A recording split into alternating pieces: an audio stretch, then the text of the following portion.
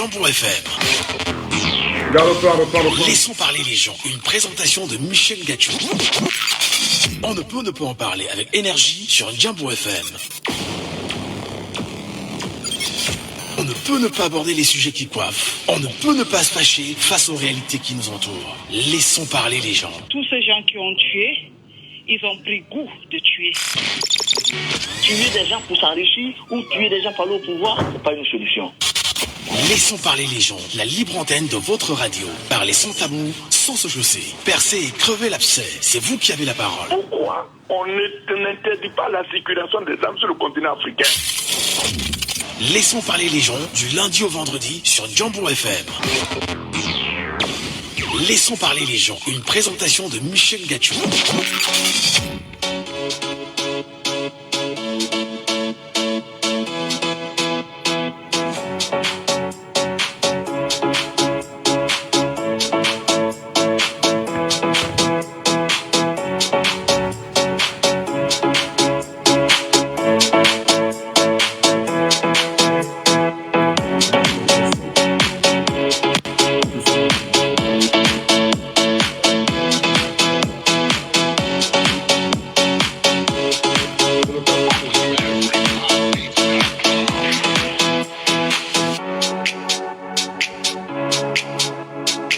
Jambo FM, the next step.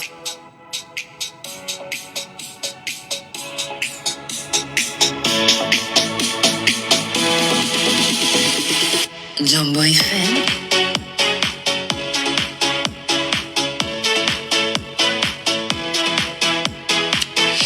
Bonjour à tous, bonjour à vous, mesdames et messieurs, bienvenue sur votre antenne, bienvenue sur Jambo FM, bienvenue avec Laissons parler les gens, votre libre antenne qui, encore ce matin, vous donnera la parole, mais surtout vous prendrez un plaisir à discuter, à débattre, à laisser vos analyses, vos commentaires, vos points de vue sur la radio en vue de construire un idéal nouveau, mais surtout reconfigurer, on dira entre autres, le paradigme du Camerounais et surtout son logiciel. Perrin Fondja étant à la technique, Michel Ngachou au micro. Mesdames et messieurs, c'est un plaisir d'être encore là ce matin. Bienvenue à tous et à chacun. Laissons parler les gens. Premier sujet. Opération épervier au Cameroun. Quel fruit des années après? Paul Biya, président de la République du Cameroun, a-t-il réussi à cette époque-là son programme d'assainissement des caisses de l'État aujourd'hui? Quels étaient, à votre avis, les réels buts? Mais surtout, que dire aujourd'hui du vol très accentué au Cameroun? Laissons parler les gens. Deuxième sujet. Tribalisme au Cameroun et promotion. De plus en plus, on en parle, on regarde, on écoute dans les médias sociaux des Camerounais brandir des fibres ethniques et naturellement tenter de dissuader ceux qui pensent autrement que ceux qui sont aux affaires. Tribalisme au Cameroun, peut-on réellement dire que c'est une vérité? Peut-on le dire que c'est un tribalisme d'État ou encore un tribalisme réel au sein des populations? Quel constat vous faites bien évidemment de la situation? Comment parvenez-vous naturellement à vivre avec cette promotion du tribalisme-là? Et que faut-il faire exactement avec l'avenir qui se veut quand même construit sur un idéal républicain? Mesdames, Messieurs, tribalisme et promotion au Cameroun, qui va enfin décider de punir? Laissons parler les gens, libérons la parole.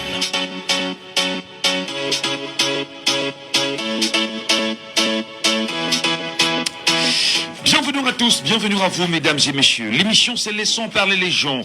Et nous prenons un plaisir ce matin, naturellement vous redonner la parole avec un espoir certain, vous écouter, vous entendre, prendre la pleine mesure de vos analyses, de vos commentaires, de vos points de vue, de vos réactions, afin de mieux construire un Cameroun que nous voulons fort, indépendant, juste, réel pour chaque peuple camerounais ou pour chaque population camerounaise.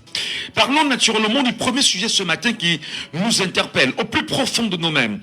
L'opération Épervier, lancée, souvenez-vous, il y a quelques années par le passé par le président Paul Biya lui-même. Opération Épervier. Qu'est-ce qu'on peut retenir des années après? Est-ce que l'opération Épervier était véritablement cette opération qui tentait réellement d'assainir les mentalités et de ramener un climat serein autour des affaires publiques au Cameroun? L'argent de l'État, qu'en avait-on fait? Qu'a-t-on fait? Et au regard des faits qui jalonnent le Cameroun aujourd'hui, avec des détournements massifs, avec, on va dire, entre autres, un certain nombre de projets structurants jamais réalisés, l'argent décaissé, ne sommes-nous pas, bien évidemment, en appel réel de cette opération Épervier? Paul Biya, président de la République du Cameroun, est-il le parfum de cette réalité? Madame et messieurs, on en parle ce matin au 6 74 39 79 04, 6 74 39 79 04 ou le 6 59 92 48 83. Appelez-nous également via le WhatsApp de l'émission au 6 91 98 60 98. 6 91 98 60 98.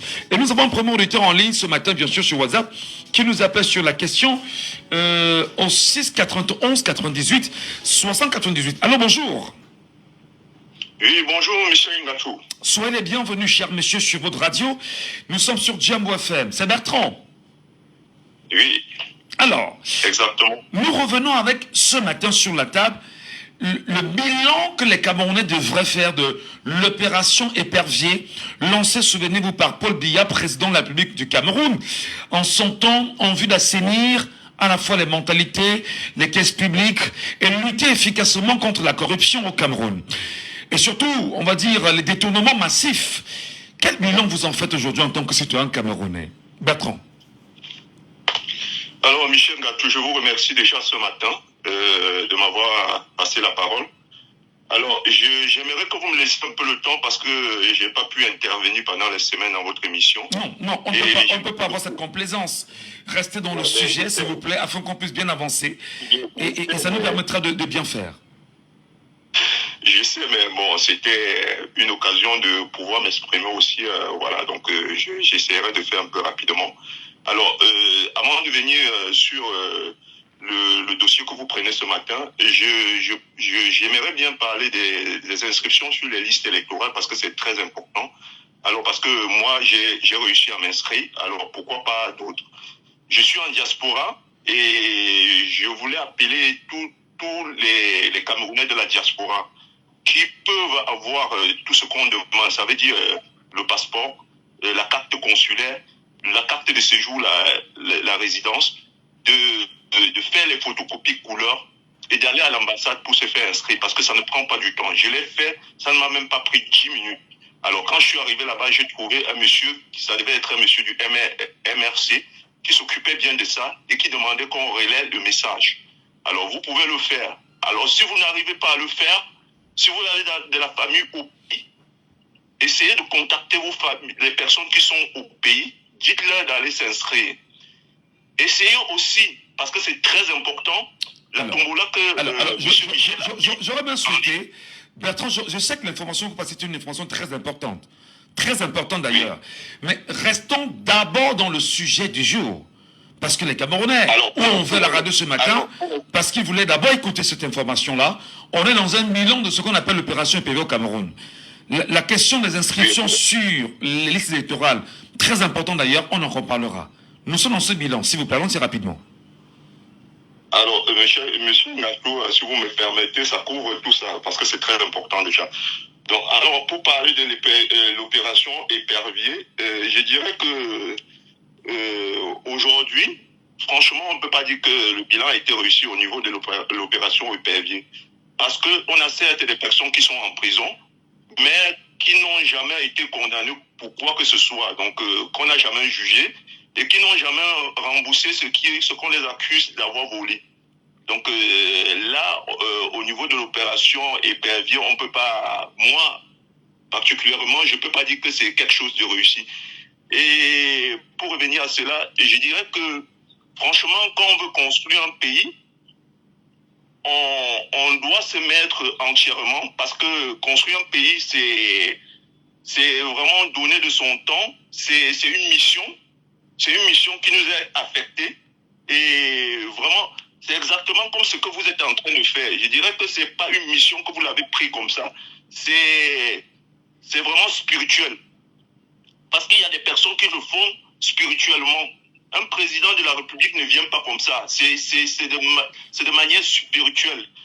Donc, je pense que ceux qui sont autour du président doivent aider le président de la République à travailler. Parce que parfois, le président de la République ne maîtrise pas tout. Alors, si vous n'aimez pas vraiment votre pays, parce que même ce que vous êtes en train de faire, Michel Ngachou, c'est parce que vous aimez votre pays que vous le faites. Si vous n'aimez pas vraiment votre pays, vous allez passer seulement le temps à voler parce que vous n'imaginez pas que, voilà, avec cet argent-là, on peut construire le pays et permettre peut-être que le pays devienne un pays touristique, là où les gens peuvent venir visiter et que ça entre dans les caisses de l'État. Parce qu'aujourd'hui, on peut accuser le président de la République de tout. Mais le président de la République, il nomme les ministres et il ne doit pas tout assumer. Moi, je pense que quelqu'un qui aime son pays doit vraiment se battre pour que son pays soit émergent, quoi. Donc, on ne peut pas tout le temps dire, voilà, le président de la République a fait ceci, il a fait cela. Moi, je pense que c'est plus les personnes qui sont autour du président de la République. Et je voulais aussi revenir à quelque chose, Michel Ngachou, ça ne concerne pas trop le sujet. Je voulais revenir aussi à ce qui se passe dans les réseaux sociaux, parce qu'il y a certaines personnes qui encouragent le tribalisme dans les réseaux sociaux. C'est le deuxième sujet, bien évidemment, de ce matin. Si ça ne vous dérange pas, vous pourrez réintervenir pour ce deuxième sujet, Bertrand. OK? Ok, il n'y a pas de souci. Je voulais, parce que c'était très important. On le fera. Je voudrais que les gens sachent que, ici en Occident, pour construire les pays ici, les gens ont mis de leur volonté. Il n'y a pas question que les gens sont là pour s'enrichir. Les gens mettent de leur volonté pour construire le pays. Vous ne pouvez pas avoir les gens qui connaissent nos ministres et qui se mettent dans la tête directement qu'ils vont s'enrichir. Non, c'est pas possible. Très bien. Parce que ici, quand tu t'enrichis illicitement, on cherche à savoir, c'est-à-dire qu'il y a des services qui cherchent à savoir comment tu t'es enrichi. Donc tu ne peux pas prendre l'argent dans les caisses de l'État pour t'enrichir, c'est pas possible. Merci beaucoup Bertrand. Merci beaucoup Bertrand. Revenez justement pour le deuxième sujet, n'hésitez pas, afin qu'on puisse bien évoluer. Madame, monsieur, ce matin, au 6 91 98 60 98 via WhatsApp uniquement, ça nous fera vraiment plaisir de vous écouter. Et nous avons choisi ce matin de replacer sur la table la question évidente de ce qu'on a appelé l'opération Épervier, initiée par le président de la République, M. Paul Biya, au cœur naturellement des années 2010, qui avait choisi à sa façon d'assainir les mentalités, de lutter contre la corruption, mais surtout les détournements massifs dans les caisses de l'État du Cameroun. Après toutes ces années, le Camerounais peut-il dire effectivement que l'opération Épervier était une opération de qualité, que l'opération Épervier avait apporté suffisamment ou a apporté au Cameroun? Quel est bien évidemment votre point de vue en tant que Camerounais? Qu'est-ce que vous en dites en tant que citoyen de ce pays? Nous vous écoutons. Appelez-nous au 6 74 39 79 04. 6 74 39 79 04 ou au 659 92 48 83. Je reprends le 659 92 48 83. Et au cœur naturellement de ce sujet hautement important, tentons bien évidemment de faire un lien avec l'actualité. Au Cameroun, peut-on dire effectivement qu'il y a un assainissement des mentalités autour de la gestion des biens ou de l'argent public? Peut-on dire effectivement qu'aujourd'hui, on vole moins qu'on volait hier? Est-ce qu'on peut dire aujourd'hui que le chef de l'État, M. Paul Biya, dans son opération Épervier, a encore le contrôle sur les finances publiques, a encore le contrôle sur la gestion de l'argent public, a encore le contrôle sur tous ceux qui sont autour de lui et qui ont, entre autres, on va dire, des poches aussi importantes en matière d'argent. Auditeur en ligne, il est avec nous? Il est parti. 6 74 39 79 04. 6 59 92 48 83. Nous avons bien sûr un auditeur avec nous sur WhatsApp ce matin qui nous appelle. Allô, bonjour. Bonjour. Bienvenue, cher monsieur. Nous vous appelons comment? Joël Penepel. Joël, vous nous appelez depuis Nebel ce matin. Opération Épervier. Quel est le bilan que vous, aujourd'hui, en tant que citoyen camerounais, vous en faites? Paul Biya avait-il raison de lancer cette opération? Et aujourd'hui, où en sommes-nous? Je pense que ça a été mal pensé. Et c'est à tête chercheuse. Cette opération était à tête chercheuse. Donc, vous-même, vous avez constaté qu'il y avait du 2 poids, 2 mesures. Il y a des gens qu'on a pu relâcher parce qu'ils ont remboursé les corps de délit. Il y en a qui sont même là et qui veulent même rembourser, on refuse. Et tout, il y en a qui sont là depuis des années et qu'on n'a même pas jugé. Et tout ça, donc ça atteint tête chercheuse. Ça sert à quoi de garder les gens en prison si on ne peut pas récupérer le corps du délit pour investir, même pour faire nos hôpitaux, pour financer nos hôpitaux? Ça sert à quoi? Ça ne sert à rien. Tout ceci, c'est de la mascarade. Ça ne sert à rien. Vraiment, pour moi, tout ceci, c'est un échec. C'est un échec. Il faut que ces gens-là... Au cœur, bien sûr, des années, on va dire, au cœur, à la fin des années 2009, 2010, à mon temps, des Camerounais ont l'impression que la volonté réelle du chef de l'État était de dire aux Camerounais, cessez de voler. Mais comment peut-on tenter de dire aux Camerounais, cessez de voler, et que le vol s'accentue davantage? Oui, en passant, je ne suis pas l'auditeur qui venait de partir, qui nous fait croire que c'est des à côté, il faut regarder les à côté. Non, c'est lui le chef, c'est lui qui les a mis là-bas. Et quand on contrôle, quand tu es un chef, ça veut dire que quand tu délègues des responsabilités aux gens, tu dois surveiller si c'est bien fait. C'est comme ça que ça se passe. Un pays se gère un peu, je peux dire, un peu comme une société. Si le directeur de la société donne les instructions pour qu'on fasse quelque chose et que ce n'est pas fait, ça veut dire que ça plombe la société et le directeur doit prendre les dispositions par rapport. Donc c'est lui le responsable, le principal responsable. Et c'est fait exprès pour rester au pouvoir, c'est fait exprès pour s'éterniser au pouvoir. Pourquoi le dites-vous? Il met les gens autour de lui, les gens corrompus, comme ça, pour les tenir avec. Donc c'est tout. Cette histoire d'opération Épervier, c'est de la merde. C'est de la discrétion. Cette histoire d'opération Épervier, je pense que la méthode, si on voulait vraiment que ça marche, c'était mal pensé. Moi, je pense que la meilleure chose était, on ne peut pas dire que les gens ont volé des milliards. Et on construit des cellules VIP pour eux, où ils ont des bons matelas, ils ont des bons écrans, ils ont des journaux, ils peuvent boire le whisky comme ils veulent. Et puis vous dites qu'ils sont en prison, ils ne sont pas en prison. On les a juste privés d'une petite liberté. Par rapport à ces prisonniers qu'on entasse, parce que quelqu'un a volé une poule, on les a entassés comme des bétails et autres. Et pendant ce temps, on a construit des cellules VIP pour des personnes qui ont volé des milliards, qui ont tué. Parce que le problème n'est pas de penser, parce que quand on arrête un bandit, on dit qu'il a tué quelqu'un, que c'est des braqueurs qu'ils ont tué et autres. On les condamne. Ces personnes qu'on a arrêtées, ces voleurs de milliards, c'est la même, ils ont aussi tué. Parce que quand vous regardez dans tous ces gens qui meurent dans les hôpitaux, qui meurent sur nos routes, c'est eux qui tuent tous ces gens-là. Parce qu'ils ont volé l'argent qui était destiné à faire cela. C'est aussi simple que ça.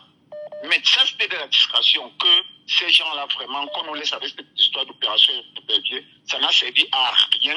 Au contraire, ça a servi à ce que le gouvernement passe le temps encore à dépenser de l'argent et autres. Non, ça ne sert à rien. Très bien. Merci infiniment pour votre analyse ce matin. Sur les antennes de Jambo FM, nous avons très bien suivi Joël, depuis Nebel, qui nous appelle en direct. Appelez-nous, réagissez. L'antenne vous appartient. Naturellement, n'hésitez pas de nous laisser vos arguments, vos points de vue, vos commentaires, afin que nous puissions construire un débat assez qualitatif et aider le Camerounais qui nous écoute probablement pour la première fois de prendre le courage de garder quelque chose d'assez intéressant pour ce débat. Nous sommes en ligne avec notre auditeur, c'est Elepako, et d'ailleurs très fidèle. Bonjour à vous, monsieur Elepako. Bonjour, monsieur Michel Gachou. Bonjour aux auditeurs de Jambo. Monsieur Michel Gadjou, avant que vous ne reformulez vos questions, je voudrais d'abord vous saluer et vous dire que la portée de ce que vous faites est au-delà de nos attentes. Parce que cette émission est en quelque sorte comment on appelle ça, une enquête, un sondage au niveau camerounais. Vous verrez très bien que rares sont ceux qui appellent pour soutenir le RDPC. C'est déjà un verdict. Cette émission est un verdict. Sinon, j'appelle les Abama, j'appelle les Rifouri, j'appelle comment on les appelle, qu'ils appellent pour nous expliquer ce qui se passe. Une fois que j'ai dit ça, pour revenir à la question que vous avez posée ce matin, Monsieur Michel Gadjou, vous savez, notre pays, à cause d'une communication totalement empoisonnée, a fait en sorte que nous marchons sur nos têtes. Vous savez, dans notre pays, les gens croient que le voleur ou le bandit, c'est celui qui vole la bouteille à gaz du voisin ou bien qui détourne le petit téléphone. Ils ont trouvé une expression très propre à ce qu'ils appellent bandit à col blanc. Et vous voyez quelqu'un qui vole des milliards et qui entraîne des morts en masse dans le pays. On l'appelle bandit à col blanc. Comme si le fait qu'il soit blanc l'empêchait, faisait qu'il ne soit plus un bandit. Vraiment, par rapport à l'opération épervier, il faut que les Camerounais comprennent des choses très simplement. Monsieur Michel Gadjou, je ne vais pas vous poser une colle. Hein. C'est quoi un escroc? Un escroc, c'est quelqu'un qui pratique de l'escroquerie. Mais c'est quoi l'escroquerie? On dit l'escroquerie, c'est quand vous voulez obtenir quelque chose par la tromperie. Est-ce que nous sommes d'accord avec cette définition-là? Nous vous écoutons parfaitement, cher monsieur. Mais voilà, donc quelqu'un d'un escroc, il va chercher à obtenir un bien. Il va chercher à avoir de l'argent par la tromperie. Et l'opération épervier est une escroquerie. Et l'auteur de cette opération-là est un escroc. Il faut dire les choses telles qu'elles sont. Parce que l'opération épervier, ça a été une opération lancée spécialement en direction de l'Occident qui nous accusait d'être les champions du monde comment on appelle ça, de la corruption. De la corruption. Donc il fallait d'abord éteindre ce feu croisé à l'international qui se dirigeait contre nous et à côté, en même temps, faire croire qu'on va arrêter les voleurs.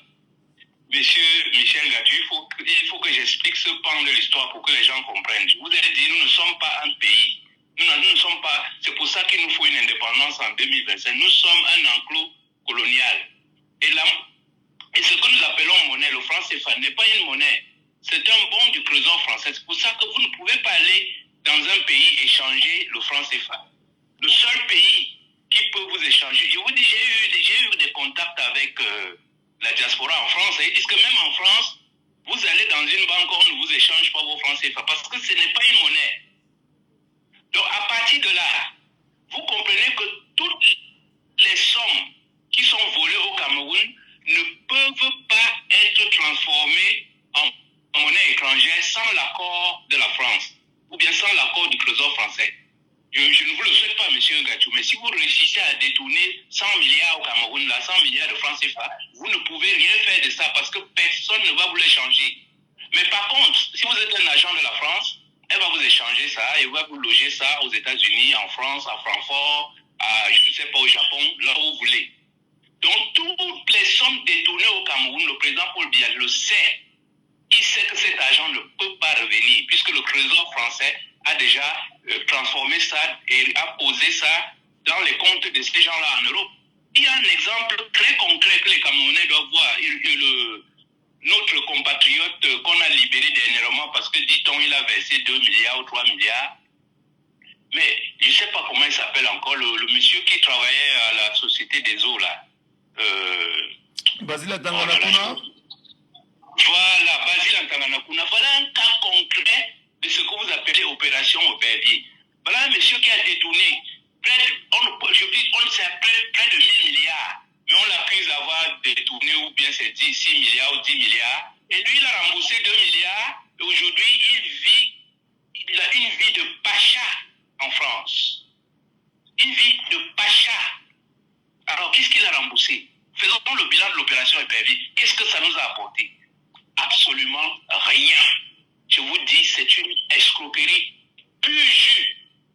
Cette opération, c'est-à-dire que non seulement ça n'a pas servi à ce qu'il fallait, je veux dire, ça n'a pas rempli la mission pour laquelle elle a été créée, mais en plus, elle est utilisée comme un alibi pour massacrer tous ceux qui ne sont plus d'accord avec le régime. Donc c'est un instrument en même temps mis en place pour pouvoir écarter de potentiels Camerounais avides de pouvoir, entre guillemets, qui souhaiteraient bien évidemment s'installer sur le fauteuil présidentiel, dites-vous. Exactement, pas forcément le fauteuil présidentiel. Dès que vous n'êtes pas d'accord avec le RDPC, cette opération, vous ne voyez pas comment nos intellectuels, nos soi-disant intellectuels, nos hommes d'affaires, vous ne voyez pas que beaucoup de gens au pays, quand ils parlent du régime, ils sont vraiment, ils rasent les sols. Parce qu'ils ont plein de casseroles. Et le régime agite ces casseroles en disant, mais je vous dis, même jusqu'à nos directeurs de publication, ils sont noyés dans je ne sais quoi, parce que c'est un enclos colonial. On sait tout sur nous. Je vous dis, monsieur Michel Gatti, là où vous êtes là, le régime connaît quelle est votre situation financière à 1 centime près. Si vous étiez quelqu'un de corruptible, vous aurez déjà arrêté cette émission-là. Donc c'est aussi simple que ça. Donc, je vous dis, c'est une escroquerie pure jus. Je m'arrête là pour laisser la parole aux autres. Merci infiniment, cher monsieur Lipako. Nous espérons bien évidemment que les autres vont réagir sur cette question, parce que il faut qu'ensemble, que nous fassions le bilan, que nous posions des bonnes questions. Toutes ces années après, où en sommes-nous? Qu'est-ce qu'on a gardé? Qu'est-ce qu'on a en esprit? Est-ce qu'on va effectivement le dire que, écoutez, économiquement parlant, le Cameroun va bien, qu'entre autres, les ministres qui sont au pouvoir depuis 2019 servent véritablement le Cameroun, et ceux même d'avant, opération épervier, beaucoup sont en prison aujourd'hui. Et comme le disait l'un des auditeurs ce matin, qui tente en même temps de restituer le corps du délit, malheureusement, ceci ne leur est pas permis. Qu'est-ce qui peut, à votre avis, expliquer que l'on puisse, entre autres, douter de la fiabilité, du réel engagement de ce qu'on considère comme étant l'opération d'assainissement des comptes publics, d'assainissement des mentalités autour de la gestion des biens publics, d'assainissement en même temps pour lutter contre la corruption de façon efficace. Madame, Monsieur, nous vous écoutons ce matin. Vous nous appelez en live au 6 74 39 79 04. 6 74 39 79 04 ou encore le 6 59 92 48 83. Nous souhaitons bien sûr entendre les Camerounais sur la question. Hein. C'est très important. On souhaite écouter les Camerounais sur la question. Parce qu'il s'agit là quand même d'un bilan que chacun devait faire pour l'avenir. Prenons bien sûr un auditeur qui nous appelle via WhatsApp au 6 91 98 60 98. Allô, bonjour. Oui, bonjour, monsieur Michel Gachou. C'est Sergi Nicanor du UK. Sergi Nicanor, bienvenue chez Matin. Sergi Nicanor, nous parlons, comme vous le savez, de l'opération Épervier au Cameroun. Qu'est-ce que les Camerounais peuvent retenir de cette opération? Qu'est-ce que cela nous a apporté véritablement, Sergi? En principe, l'opération Épervier nous a rien apporté. C'est juste une supercherie pour essayer de faire semblant comme quelqu'un balaye la maison, au lieu de jeter la saleté dehors. Tenez bien le micro, tenez bien le téléphone parce qu'on vous entend. Ça s'entrecoupe un peu, Sergi Nicanor, s'il vous plaît. Oui, c'est bon maintenant. C'est très bon maintenant. Oui. En principe, je disais que l'opération Épervier, ça c'est une escroquerie. Je peux prendre une métaphore pour essayer de... C'est comme vous balayez votre salon, au lieu de jeter la saleté dehors, vous soulevez le tapis, vous envoyez la saleté en bas. C'est à peu près comme ça que l'opération Épervier est. Donc ça ne nous a rien rapporté. Et la meilleure manière d'endiguer la corruption au Cameroun, c'est de restaurer la peine de mort. Quelqu'un vote plus de 100 000, on met la peine de mort sur lui. Vous allez voir, la corruption va finir. C'est la seule solution au Cameroun. Donc il faut une dictature féroce. Parce que la corruption a gangréné tout le système camerounais. Partout où vous passez, vous ne payez pas rien de mal. Ça, je vous le dis parce que moi, j'avais subi les conséquences. cette position-là. Honnêtement. Il faut vraiment. Donc l'opération est perdue, ça ne sert à rien. Ça va servir à rien. Les races, les hommes vont fermer en petit. Pendant moins de 2 jours, pour vérifier nos cas d'identité corrects ou pas. C'est nous qui avons souffert. Les vrais voleurs même, n'ont même rien eu. Est-ce qu'on peut penser, Serge Nicanor, qu'il y a une protection de la caisse publique? Mais oui! Prenez l'exemple de l'auditeur qui vient de passer de Atananapuna. Ce monsieur, non seulement il se présente tranquillement en France, il a été reçu au palais présidentiel. Vous vous rendez compte? Une personne qu'on a dit qu'il a volé le bien public, chiffré à des milliards. Parce que là, maintenant, l'unité de mesure du vol d'argent au Cameroun, ce n'est pas les millions, mais c'est des milliards. Quelqu'un qui a volé les milliards, il rembourse en remboursant. Il reconnaît qu'il a volé. Mais quelque temps après, on le voit au palais présidentiel. Ça veut dire que le monsieur est protégé. C'est un système qu'on devait avoir. Il n'y a pas une manière de démontrer ça. Alors, mais justement, Serge, je vous relance. Vous prenez le cas Basile Tanganakuna, d'ailleurs, qui est un cas patent, qui, après être sorti de prison, a été reçu par, on va dire, à la présidence de la République. Entre-temps, nous, vous, les Camerounais, sommes restés tranquilles. Êtes restés tranquilles. N'avez pas parlé. Où est le problème, à votre avis? Non, le problème, c'est parce que nous, Camerounais, on n'est pas un peuple. Nous sommes la population, non pas le peuple. Le peuple, c'est le peuple sénégalais. Vous avez vu comment le peuple sénégalais était léné sous le coup de Sonko. Ils sont lénés, ils sont tous sortis dehors. Les Camerounais sont une population, pas un peuple. Honnêtement, il faut qu'on se dise la vérité. Nous sommes une population et non un peuple. Parce que les peuples se font le coup. C'est ça le coup. Vous voyez, il y a tellement de choses qui veulent faire que l'homme camerounais se révolte. Mais il veut voir ses enfants grandir. Mais si tu veux voir tes enfants grandir, tu prends la route, voilà comme ça, tu n'arrives même pas. Tu coupes la dent, tu meurs. Parce que les autorités publiques n'ont pas fait ce qu'il fallait faire. Mais on est toujours là qu'on veut voir nos enfants grandir. On ne fait pas la politique. Comme on vous dit souvent, si vous ne faites pas la politique va vous faire et d'une manière très très drastique. Bon, je ne connais pas vos pouvoirs, mais c'est exactement ça. Ah oui, c'est exactement ça. Alors, donc Camerounais doit savoir revendiquer ses droits. Excusez-moi, il y a fait une parenthèse avant de laisser la parole aux autres auditeurs. Il circulait sur les réseaux sociaux un temps que quand tu entres dans le taxi et que tu essaies de donner ton opinion par rapport au gouvernement et tout, on t'a arrêté, ça ne peut pas pouvoir se mettre comme ça. Nous, on a reçu tous ces messages ici à Diaspora.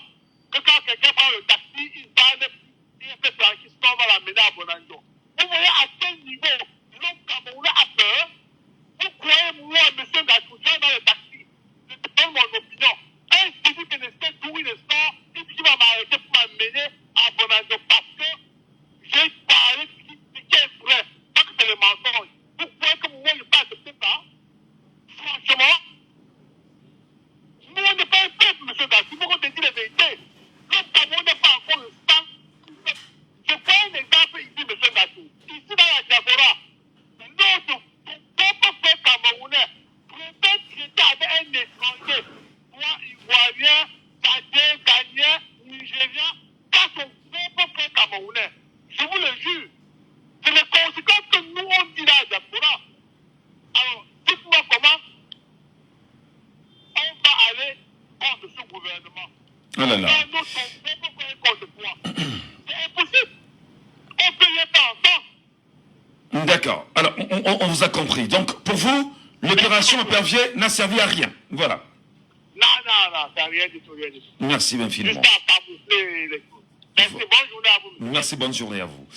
Auditeur en ligne, alors, bonjour. Bonjour, monsieur Michel. Bienvenue, monsieur Saban. Oui, je suis à Bouya. Depuis Bouya. Opération Épervier. Qu'est-ce que les Camerounais retiennent de cette opération? Vous particulièrement, qu'est-ce que vous retenez de l'opération Épervier, monsieur Saban? Monsieur Michel, c'est un machin. C'est un machin? Oui, c'est un machin, c'est rien du tout. C'est juste un clientélisme politique. Le président a créé cette opération parce que il va balancer les épées de Damoclès sur la tête de ceux qui sont têtus envers lui, ceux qui cherchent sa place. Ce n'est rien du tout. Parce que tous ces gens-là ont des dossiers, tous ces hommes qui travaillent avec lui ont des dossiers contre eux-mêmes. Et le président garde les dossiers-là que la CONAC, la SNIF, le contrôle supérieur de l'État donne. Le président garde ça comme épée de Damoclès sur leur tête. Tout le monde le sait. Est-ce que c'est caché? Lorsque vous voulez un peu soulever la tête pour dire que vous voulez aussi être homme politique, être chef de l'État, mais le dossier sort. Le président étranger, c'est quoi? Ça, c'est rien du tout. Si le président Paul Biya veut assainir les comptes de l'État, le trésor public, il faut une loi. Enrichissement illicite, monsieur Michel. Il faut un article dans la Constitution. Enrichissement illicite. 2. Déclarer ses avoirs avant de prendre quelques fonctions dans le gouvernement. Mais c'est déjà connu, c'est l'article 66 de la Constitution du Cameroun. Michel. Le président Paul Biya sait, lui-même il a déclaré ses biens, il sait très bien comment faire pour assainir les fonds publics. C'est un haut fonctionnaire, il connaît comment faire pour assainir, et on voit ça dans les autres pays. Il n'a pas envie de faire quoi que ce soit. Il veut seulement rester au pouvoir. Il n'est pas un homme d'État, il est un homme politique. Il veut rester sur sa chaise comme un roi. Et puis pour ne rien travailler. Voilà, notre pays actuel, nous sommes tombés très très bas. Et les gens ne voient pas ça. Alors, mais justement, sur cette question, monsieur Saban, vous êtes d'ailleurs sur cette observation qui est la vôtre ce matin. Le peuple camerounais est-il donc conscient, si on s'en tient à ce que vous dites, que c'est une épée de Damoclès que l'on tient sous la tête de ceux qui veulent, à un moment donné, lever la tête et démontrer qu'ils ont eux aussi un mot à dire? Qu'est-ce qu'on fait? Est-ce qu'on tient ces derniers captifs? Est-ce qu'il ne faudrait pas revenir à une vraie opération, cette fois-ci, qui engage le peuple camerounais et qui est comment dire ça, sur laquelle le peuple camerounais a son droit de parole, a son regard? Monsieur Michel, avec un parlement, on peut sortir ce genre de loi. La majorité obèse du RDP ne laissera jamais faire quoi que ce soit. Monsieur Michel, si le président de la République était franc, tous ces services-là, qui luttent contre la corruption, la CONAC, la SNIF, le contrôle du supérieur de l'État, on devait leur dire de citer, d'amener ces gens, citer ces gens au tribunal directement. Et non, au lieu de faire contourner, aller d'abord à la présidence, au ministère de la Justice, on devait leur demander de les citer directement au tribunal et les faire juger. Qu'est-ce que le peuple peut faire? Nous avons un parlement inutile. Il n'y a autour qu'un deux députés. Le noir Jean-Michel Michel et le noir Kabila Libi. Qu'est-ce que le peuple peut faire, monsieur Michel? Alors, nous n'avons pas de leader qui peut nous amener, qui peut nous donner le mot d'ordre que aujourd'hui on fait telle chose. Le peuple doit faire telle chose. Demain, le peuple doit faire telle chose. Qu'est-ce qu'on peut faire? Alors, vous voyez comment est la situation. On est supposé, pour vous, être dans le contrôle de l'action gouvernementale menée par les députés à l'Assemblée nationale. Vous n'y croyez pas. Peut-on réellement... Enfin, et vous accusez d'ailleurs la majorité obèse du RDPC à l'Assemblée nationale. Est-ce qu'on peut dire justement, dans cette configuration, que le peuple camerounais, dans sa globalité, est dans l'étau de ceux qui nous tiennent et font ce qu'ils veulent de ce pays aujourd'hui? Monsieur Michel, le peuple est dans un étau qui sert fort. Ce que nous devons faire, c'est nous inscrire, comme on dit, faire une vote sanction, surveiller les résultats, mais tout en disant à M. Abraham et le docteur Eric Soussé qu'ils seront tenus pour responsables de ce qui va arriver. Parce que le peuple ne peut rien. Et nos leaders là, les partis politiques, autres sociétés civiles, les syndicats, ils doivent être dans l'action, monsieur Michel. Le peuple doit être... Je voudrais toujours dire que le peuple a besoin d'un leader qui le conduit dans les actions publiques. S'il n'y a pas un leader charismatique qui donne les mots d'ordre, le peuple sera là toujours comme ça. Vous voyez qu'est-ce qu'on peut faire? On ne peut rien. Le RDP s'est embrigadé tout.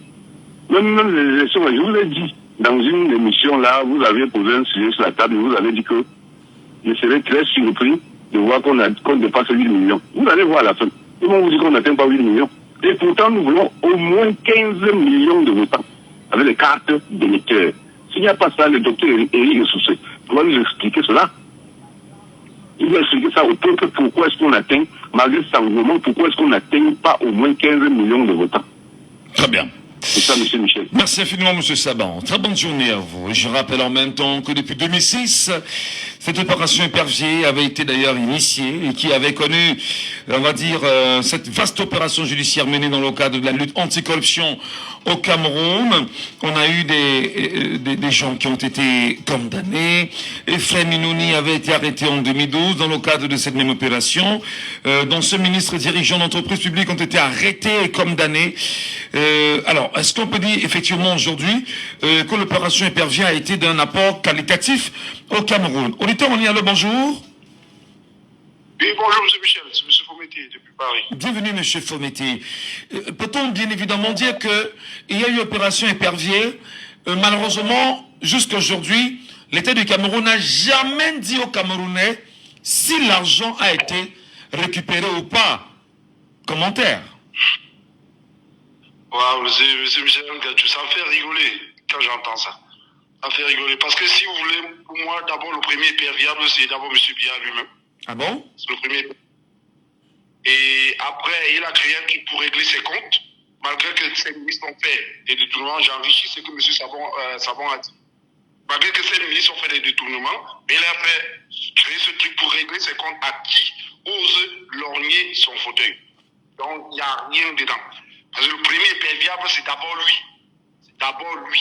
Mais comment pensez-vous que le président de la République, qui est celui qui tient toutes les manivelles, soit le premier perviable? Quels sont vos arguments? Pourquoi le dites-vous? Mais M. Michel Ajou, on parle de quelqu'un il a fallu que la diaspora, que nous, on se mobilise ici pour que Biya fait 2 ans au Cameroun sans voyager. On parle de quelqu'un qui passe, comptez sur les 45 ans, comptez le nombre d'argent que M. Biya a versé à l'hôtel intercontinental en Suisse. Comptez cet argent. Comptez cet argent. Chaque jour, on nous parle des dons de chefs d'État, dons de ceci, dons de cela. Et donc, vous croyez que tellement M. Biya est le plus riche du monde. Il a passé toute sa vie qu'à faire des dons. A fait des dons aux Camerounais. Donc, il a passé à me moquer des Camerounais. Dons de chefs d'État par-ci, dons de chefs de... Donc, c'est nous, comme on dit souvent, chaque peuple mérite ses dirigeants. Chaque peuple mérite ses dirigeants, M. Michel Gadjou. Parce qu'il y a tellement de trucs structurés qui ont été montés pour dire on combat la corruption. On a même cité des ministres qui sont en poste. On parle de la Camposte, on vous parle du ministre de la Maison territoriale qui a détourné 500 millions là. Ça se met rien par rapport à tout ce qu'il a eu à faire dans ce pays. Donc on parle des ministres et ils sont là, ils sont en poste. On parle de quelle personne? Mais est-ce que Paul Biya, à pareil moment, peut décider justement de relancer cette opération épervier? D'aucuns pensent que s'il le fait, c'est parce qu'il rechercherait des bonnes grâces du Cameroun ou des Camerounais qui diront qu'enfin, on pensait qu'il ne dormait pas, il est debout. Mais est-ce qu'une telle opération serait la bienvenue en ce moment? Si oui, pourquoi? Monsieur Michel Gadjou, la seule opération épervier que M. Biya peut faire, c'est de s'arrêter lui-même avec ses ministres et qui vont en prison pour tout le mal qu'ils ont causé au Cameroun. Parce qu'il ne paye à rien. La seule chose que pour moi, personnellement, qui peut faire encore que M. Biya sorte par le haut, c'est de faire la paix dans les 2 zones anglophones. C'est de sortir les prisonniers politiques et aller à Bouya, à Bamenda, faire la paix dans ces 2 zones-là. Le reste des opérations épervier, tout ça, c'est là. Il a pris des gens pour ceux qui rêvaient de diriger aussi le Cameroun. Et ceux-là, ils ont même fait des choses. Ils ont fait des choses. Ils ont détourné des biens.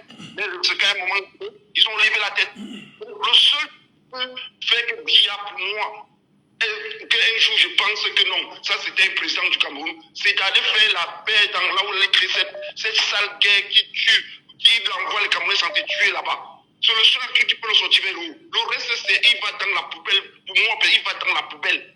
Il ne me sert à rien. C'est le seul qui peut me faire. Et je me dis non, ce monsieur a fait quelque chose pour moi. Qu'il aille faire la paix dans ces 2 zones-là. Qu'il prend les Ayout, ils sont tous ces gens, ils vont à Bamenda, ils vont à Boya, partout faire la paix. C'est ce que nous voulons. Alors, nous rappelons par ailleurs que Inoni Efrem, ancien Premier ministre qui avait été arrêté dans le cadre de l'opération Épervier, est déjà sorti de prison. Le code de l'île n'avait jamais été restitué. On en parle presque plus aujourd'hui. Pensez-vous qu'il y a des complicités, des manigances, des tractations mises en place pour pouvoir protéger, entre guillemets, les voleurs à col blanc?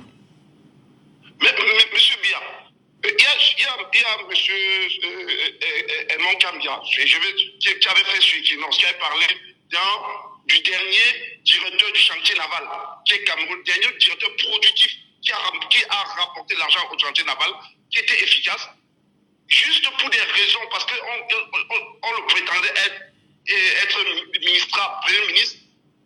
Quand je vous dis que le Cameroun, c'est un gang. Rien que l'entourage, les autres, comme ils ne voulaient pas de lui, l'autre gars, ils sont allés le salir. Il y a plein de prisonniers. Il y a plein de prisonniers qui sont en prison juste à cause des gangs. Parce qu'il y a un groupe de cartels, c'est de chacun. Quand tu as un gang qui est fort, le type il est en prison, il s'appelle Fondinga.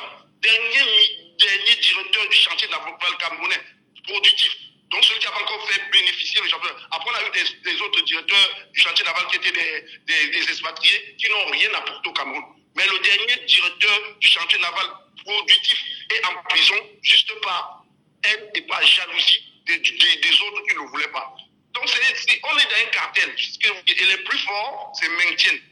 Donc la seule personne qui va renverser la vapeur, qui peut renverser la vapeur, c'est le peuple camerounais. C'est le seul. Il doit créer son cartel aussi, c'est ça, hein? Je ne demande pas. Non, je ne demande pas.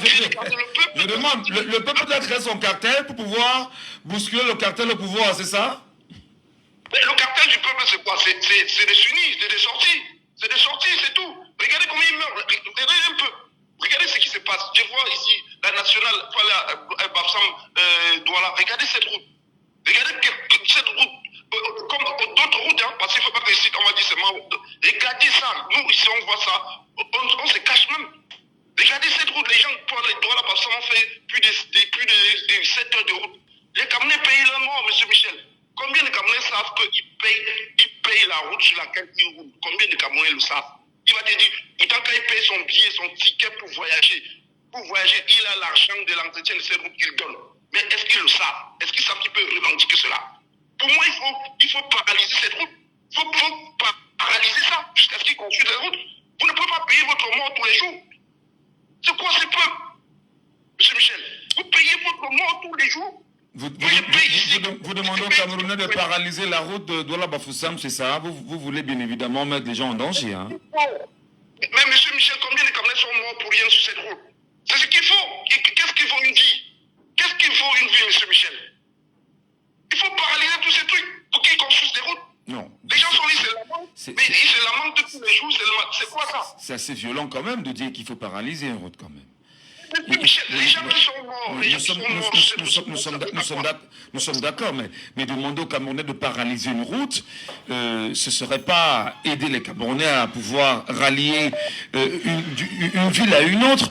Et bien évidemment, il faut penser aux conséquences qui seraient drastiques aujourd'hui, quand même. Parce que paralyser une route ne permettrait pas que l'on la reconstruise 2 jours après, quand même, non? Depuis qu'on construit, vous avez vu quelle route alors? On nous a parlé des tronçons, vous avez vu quelle route? Puisque c'est des routes qui produisent de l'argent. Il y a des péages sur ces routes, M. Michel. Il y a des péages sur ces routes. Les Camerounais payent leur mort. Ils payent leur mort tous les jours. En payant un ticket dans une agence de voyage. Vous voyagez, la route n'est pas bonne. On va aller accuser les chauffeurs. Oui, on dit on accuse. Mais qui donne les permis? Qui donne? C'est pas dans ces ministères-là qu'on va payer pour avoir des permis? D'accord. Merci beaucoup, M. Foumété. Merci d'avoir vidé votre gosier. On peut bien vous comprendre. Bonne journée à vous. 6 74 39 79 04. Auditeur en ligne, allô, bonjour. Allô? Allô? Allô, monsieur. Bonjour. Monsieur, bonjour. C'est Rameau. Oui, c'est Rameau. Voilà, nous on vous reconnaît par la voix Rameau. Alors Rameau, opération Épervier, de 2006 à 2024 aujourd'hui, qu'est-ce que cette opération a apporté ou apporte encore au Cameroun? Dans cette opération, monsieur Michel, vraiment c'est des espoirs. avec la comédie. Et nous endorment avec ça. Je suis tout à fait d'accord avec le tonton qui vient de passer la partie de moi. Il a tout dit. Le Cameroun a les dirigeants qui méritent. Le peuple a accepté. On doit vivre ça. Ouais, parce que le pouvoir, c'est le peuple qui détient le pouvoir. Donc si nous restons tranquilles, ça veut dire que nous-mêmes, nous n'avons pas le droit de nous plaindre. Ouais. Très bien. On n'a pas le droit de nous plaindre. On espère que le message est passé. Merci beaucoup, Ramon. Auditeur en ligne, allô, bonjour. Bonjour, monsieur Ngatou. Bienvenue, cher monsieur. Nous vous appelons comment? Alain Patrice. Vous vous appelez comment? Alain Patrice. Alain Patrice. Oui, oui. Alors, nous parlons de l'opération Épervier de 2006 à 2024 aujourd'hui. Qu'est-ce que le peuple camerounais doit retenir de l'opération lancée par M. Paul Biya lui-même? Tout ça, c'est la dispersion, monsieur Ngatou. Tout ça, dit tout à l'heure qu'on doit accepter voilà. Aïe, aïe, aïe. Pourquoi on a la peine à vous avoir? Allô? Oui, ce que je vais suggérer, c'est que on doit se lever, on ne doit plus payer le péage. On ne doit plus payer les péages à partir de lundi qu'on arrête de plus payer les péages. Donc une personne s'arrête, pour les autres, c'est genre... Aïe, aïe, aïe, aïe, aïe, aïe, aïe, aïe. Alain Patrice, j'avoue que la communication n'est vraiment pas bonne. Tentez de nous revenir. Ou à défaut, vous nous appelez via WhatsApp. Nous pourrons vous écouter bonnement via WhatsApp. Et là, il n'y a pas de problème. On vous entendra sans souci. N'hésitez pas, ok, Alain Patrice. 6 91 98 60 98. 6 91 98 60 98 via WhatsApp uniquement.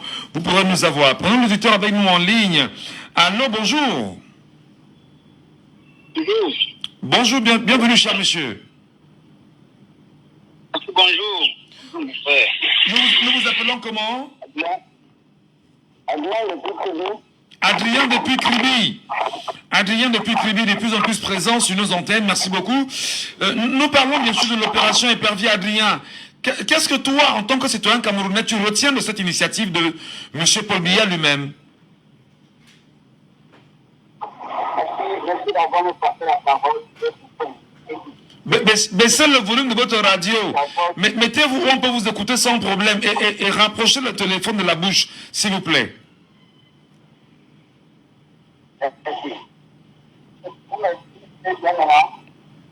Non, on vous entend. Le son n'est pas bon. Le son n'est pas bon. Vous me suivez bien maintenant? Oui, là, le son, c'est bon. C'est nickel. Nous vous écoutons.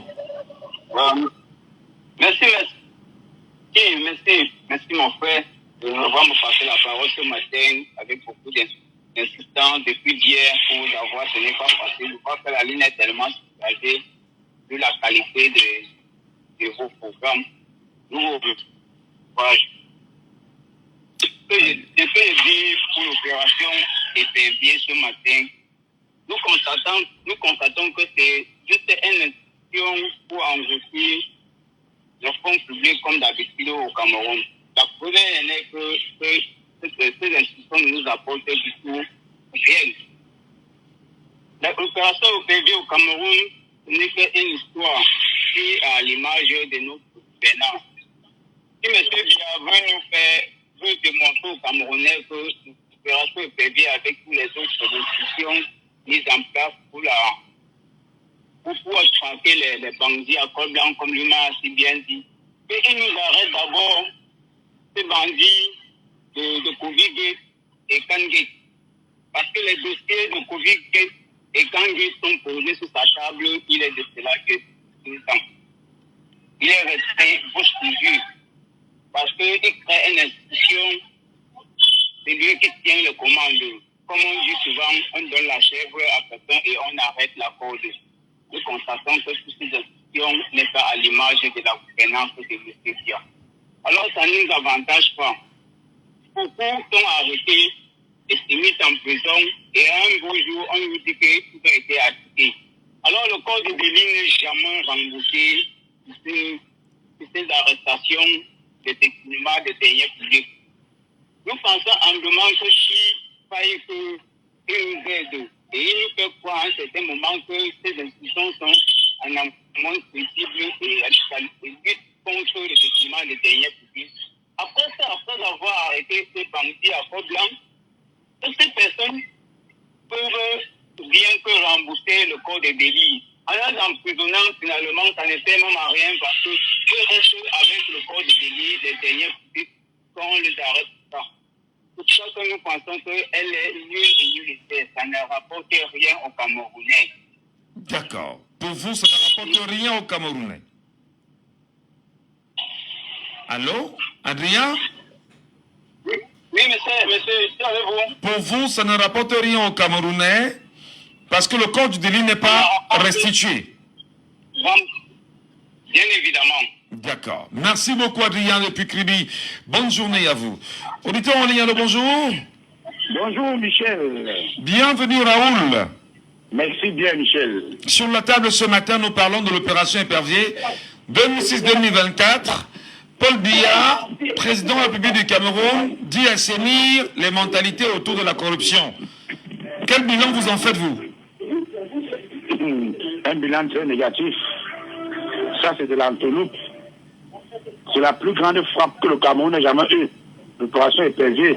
C'était juste créé pour régler les comptes entre eux, les membres du gouvernement. Donc, au cas où tu veux soulever la tête, est-ce que vous connaissez un ministre qui n'est pas éperviable, Michel? J'en sais trop rien, je ne suis pas policier. Ok. Vous connaissez un ministre qui n'a pas marqué la du Covid? Non, tous les ministères, sans exception, sont impliqués. Ok. Vous connaissez tous ceux qui ont été impliqués sur la canne, construction des stades, marché et tout ça. Ils ont été inquiétés un jour? Pas du tout. Ok. Donc c'est la plus grande frappe. C'était juste pour voler les yeux du peuple. Et enfin, quelqu'un est venu ouvrir nos yeux. Tout ça, c'est les méthodes qui marchaient avant. Ça ne peut plus marcher. Donc c'est la plus grande entourloupe que le Cameroun ait jamais eue. Quelle méthode qui marchait avant qui ne peut plus marcher aujourd'hui? Michel, vous dites? Quelle méthode qui marchait avant qui ne peut plus marcher aujourd'hui? Ça n'a même jamais marché. On a arrêté qui?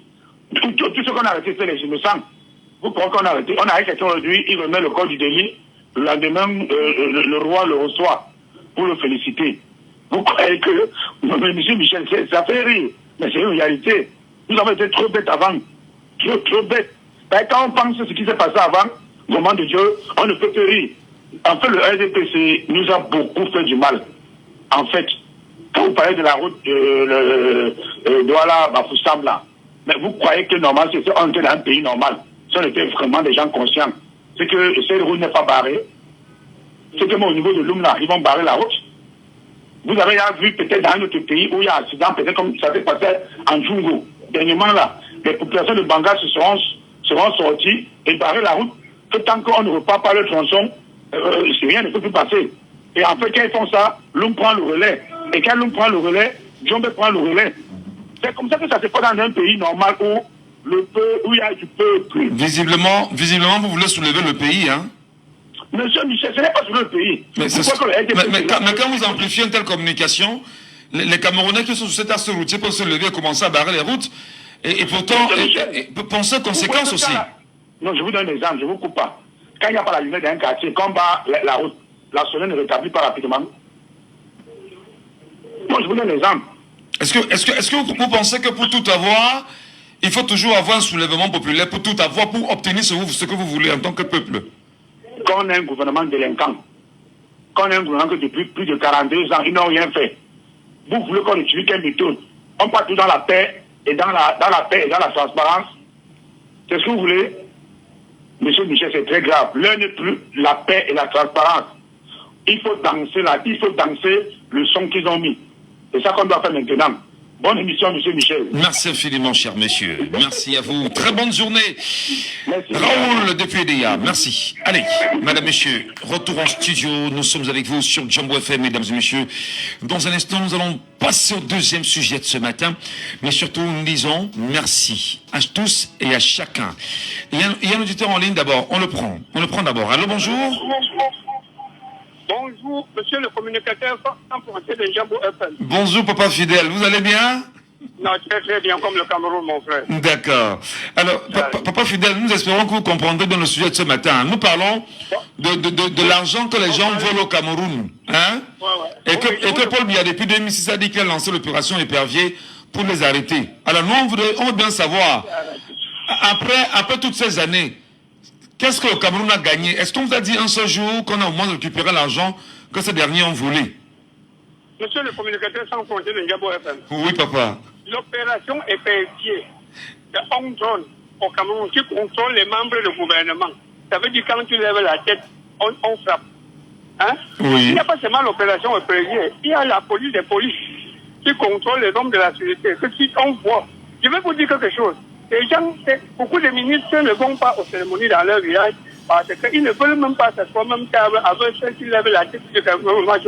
Parce que quand ils marchent, on les suit de près, derrière. Et ils ne partent pas dans leur village. Donc, pour éviter ce genre d'opération Épervier, ce n'était pas pour faire quelque chose qui devait rendre compte à quelqu'un. C'est pour suivre, c'est une machine à surveillance des membres du gouvernement. Il y a maintenant aussi l'autre, on appelle le redressement. Le redressement, c'est pour les hommes d'affaires qui ne sont pas dans le gouvernement. Donc, vous voyez, c'est le même nom. Opération Épervier, redressement et police de police. C'est le même nom. Donc, c'est réparti. C'est une tour de contrôle. Celui qui lève la tête quand tu as ton entreprise. Vous voyez, à un moment donné, il y a Mohamed n'était plus aux affaires de l'État. Il est allé à la FECAFOUT. Quand on a cherché à l'enlever à la FECAFOUT, ça n'a pas marché. On est rentré encore à la Côte de Coton, qui était quitté, ça faisait longtemps, pour le prendre. Et là, je vais même rappeler que le premier contrôleur qui était parti pour faire l'audit avait rendu son détournement. Je pense que bien si j'ai bonne mémoire, je pense que c'était un peu comme ça. Alors, pas pour dire que l'opération était venue pour arrêter ceux qui volent au pays. Celui qui avait construit sa villa à 23 milliards de francs, qui disait que c'est la suite de son franc, je ne sais pas s'il vit encore. Il a travaillé. Quel membre du gouvernement peut travailler jusqu'à avoir 23 milliards pour construire seulement une villa à M. Gato, qui n'a même pas d'entreprise au Cameroun, qui encadre 22 Camerounais. Et il construit sa villa de 23 milliards. Pourquoi l'opération Épervier n'a pas inquiété? Vous comprenez un peu que c'est une machine qui a son rôle. Donc, je ne peux pas les activer. Ils sont entrés, dès qu'on l'avait créé, ils sont entrés dans leur bon rythme jusqu'à présent. Il n'y a pas encore eu de défaillance pour eux. Ça travaille très bien. Ce n'était pas pour le peuple. Bonne mission. Merci infiniment. Merci beaucoup. Merci beaucoup, monsieur Fidèle. Allez, madame, messieurs, nous sommes sur Djambo FM. Dans un instant, nous parlerons tribalisme au Cameroun. Nous demanderons exactement pourquoi jusqu'ici, on n'a presque jamais puni qui que ce soit autour des propos tribalistes. Qui sont ceux qui l'encadrent?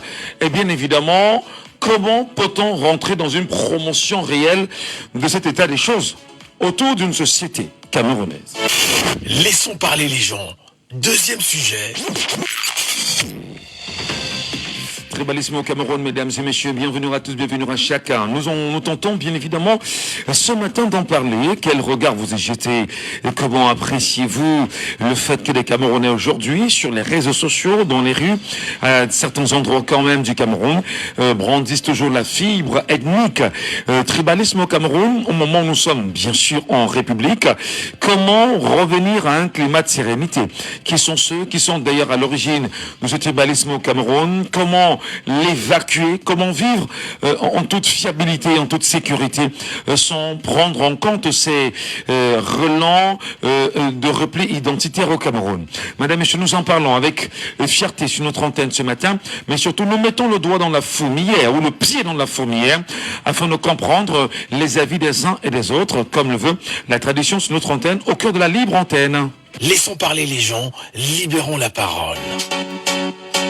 Et nous libérons la parole bien sûr aussi 6 74 39 79 04 6 74 39 79 04 ou le 6 59 92 48 83. Appelez-nous également via le WhatsApp de l'émission au 6 91 98 60 98 6 91 98 60 98. Tribalisme au Cameroun, quel regard vous y jetez? Qui doit punir dire pourquoi brandit-on ce tribalisme permanemment. Merci à vous, merci à chacun de réagir sur la question. Mais avant de prendre toute réaction, je voudrais simplement préciser aux Camerounais que sur des éléments historiques ou empiriquement, faut-il rappeler que le Cameroun a été d'abord sous protectorat allemand au cœur bien évidemment des années 1800 jusqu'en 1916, année à laquelle l'Allemagne avait été chassée du Cameroun. Souvenez-vous que le peuple bamileke, je vais faire justement une fixation là-dessus afin qu'on puisse mieux se comprendre, que le peuple bamileke par les Allemands, ils avaient décidé, souvenez-vous, en 1912, d'exterminer le peuple bamileke. Entre autres, avec la colonisation et le combat très farouche de ce peuple bamileke vis-à-vis de la colonisation, tout comme le peuple bassar en même temps, Lamberton, souvenez-vous, historiquement, pour la colonisation française, en partant du Cameroun, dira « Nous quittons le Cameroun avec un caillou dans la chaussure, c'est le peuple bamileke ». Et entre autres, aujourd'hui, on peut lire, on peut écouter, un bamileke ne sera jamais un président de la République, un bamileke ne sera jamais au pouvoir, et ceci a été bien évidemment huilé, entretenu, et ça monte chaque fois. Finalement, on a l'impression que il y a tout un bouclier mis en place au Cameroun pour absolument brandir la fibre ethnique, lutter, combattre, cogner les têtes des Camerounais entre eux. En plus, puisqu'on en parle ce matin, nous souhaitons bien sûr que vous preniez la parole et que vous nous dites ce que vous en pensez. S'il vous plaît. C'est 74 39 79 04. C'est 74 39 79 04. Je rappelle que la fixation n'est pas faite de tout le pays bamileke, parce que aujourd'hui, vous pouvez entendre des propos comme, on va dire, Bamenda, d'ailleurs, Bamenda, ou encore Mouton du Nord, etc. Alors, nous en parlons bien sûr ce matin. Il est avec nous de nouveau sur la radio. C'est M. Lepako. Bon retour, M. Lepako. Oui, rebonjour, M. Michel Gatou. Rebonjour aux auditeurs de Djambo. M. Michel Gatou, c'est vrai, ce sujet nous fait beaucoup de mal.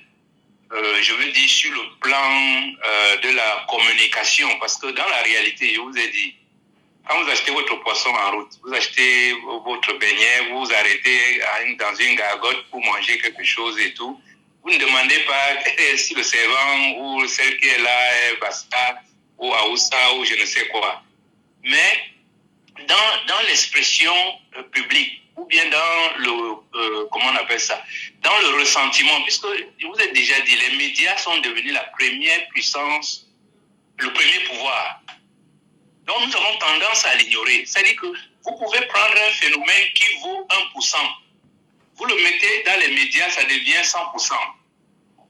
C'est vraiment le cas de ce tribalisme dont on nous parle. Il y a un groupe de bandits qui se sont mis au pouvoir, qui ont confisqué tous les postes importants du pays. Et pour empêcher que les gens regardent ça de très près, ils se mettent à organiser ce genre de communication à tous les niveaux. Dès que vous créez un parti, on essaie de faire croire que ce parti vient de la région de son président. Dès qu'il y a un petit secteur qui est un peu florissant, on dit « Ah ben le commerce, c'est les Bamileke ». Et c'est ce qu'ils ont fait avec la FECAFOOT. C'est-à-dire qu'ils ont fait croire à une entité. Mes frères Bassa, que le football ou la FECAFOOT leur appartient. C'est-à-dire le président de la FECAFOOT, l'entraîneur, celui qui commande les stades, les Roger Mila, toutes les anciennes gloires qu'on peut valoriser ne peuvent être que des Bassa. Et du coup, ça a créé... Vous avez vu ce qui s'est passé avec le jeu de la mafia qu'ils ont organisé autour de Samuel Eto'o. Mais le peuple Bassa s'est retrouvé pris en tenaille. Vous êtes au courant que notre frère Nyemek est menacé de mort. Il n'est pas menacé de mort parce qu'il a dit quelque chose d'extraordinaire. Il est menacé de mort parce qu'il a dit la même chose que les autres alors qu'il est Bassa. Voilà le climat, je vous dis, le régime colonial qui est là nous fait tellement de mal. Et si nous ne faisons pas attention, ça va nous amener très loin. Et c'est ça qui débouche maintenant dans ce discours général. Mais c'est vrai, le peuple bamileke, je ne le dis pas parce que nous sommes contre les Bamileke. Non, c'est vrai ils sont ceux qui subissent le plus ce tribalisme qu'on essaie de nous imposer à partir de tout ce que vous avez cité en référence historique. Donc on a vu les gens qu'on a chassés à Yaoundé, il y a des Bamouns qu'on a chassés à Ebolo, à Sambelima. C'est la même rhétorique en permanence. Un Bamileke ne sera jamais président de la République. Donc, ce n'est qu'un discours. Mais dans les réalités, je vous dis, c'est très différent. Mais je vais prendre 2 ou 3 cas pour illustrer mon propos. Je pense que la faute est à nous. Mais pas nous ici au Cameroun. Parce que nous ici au Cameroun, nous savons que notre justice ne fonctionne pas. Mais la diaspora a les moyens. J'avais déjà conseillé ça. J'avais conseillé ça à un ami qui était venu du Canada nous visiter ici. Je lui ai dit, mais quand même, quand Momo, le ministre Momo, le gigantesque là, je sais, je ne vais pas utiliser, j'essaie de trouver un mot qui sied bien à lui, mais tous ces mots on ne peut pas les dire à votre antenne. Mais ce monsieur-là nous a rappelé un jour que les Bamileke sont comme les Juifs, qui se rappellent que Hitler les avait exterminés. C'est-à-dire qu'il invitait le président Paul Biya, s'il en reste encore, à tuer tous les Bamileke comme Hitler l'avait fait avec les Juifs. Mais ce n'est pas acceptable ça. Mais si la diaspora portait plainte contre cet individu, il ne pourrait plus mettre pied en Occident. Il ne pourrait plus, parce que ça c'est un appel au génocide.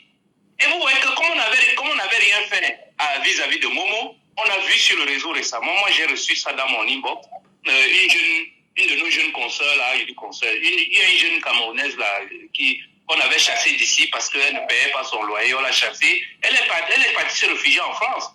Elle tient les mêmes propos. Elle dit que le Cameroun ne peut pas se développer avec les Bamileke et que d'ailleurs les Bamileke sont comme les Juifs et il faut voir que Hitler avait traité ça vraiment comme de la vermine.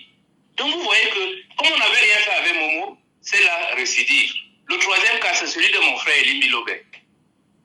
Monsieur Ngachou, Elie Bilobé pose un problème qui est réel. Bon, même si dans la problématique qu'il a posée, c'est parce qu'on ne lui a pas donné un poste. Si on l'avait laissé gagner la mairie au SDF et tout, il n'aurait pas embrassé ce combat qui nous concerne tous. Mais c'est une situation qui est réelle. La situation du peuple Douala dans tout l'espace côtier. Mais Akeremoun avait trouvé une très bonne solution pour cela. Il suffit de lire les programmes.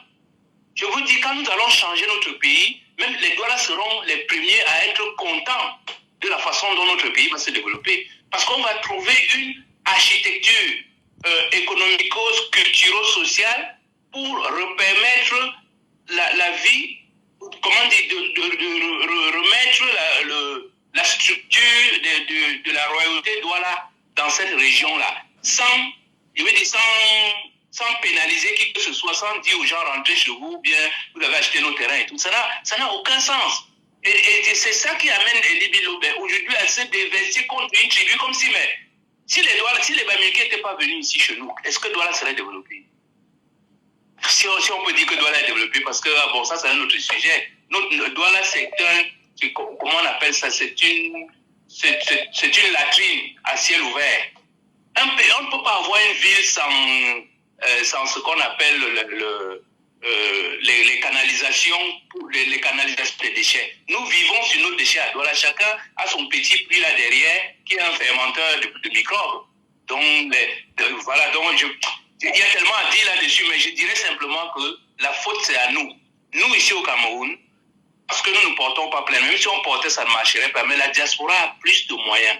Cette jeune fille qui a parlé là, si 2 ou 3 Camerounais... Vous parlez de Marlène Mvoutou, en fait. Voilà, de Marlène Mvoutou, c'est ça. Depuis que je vous parle là, je suis un peu perturbé parce que j'étais en train de chercher sur mon téléphone la personne. Voilà, c'est Marlène Mvoutou. Si Momo avait fait cette déclaration, on l'avait condamné. Notre jeune soeur n'aurait pas fait ces mêmes déclarations. Mais aujourd'hui, elle refait les mêmes déclarations étant en France. Et elle croit qu'en France, elle est dans une zone d'impunité totale. Mais non.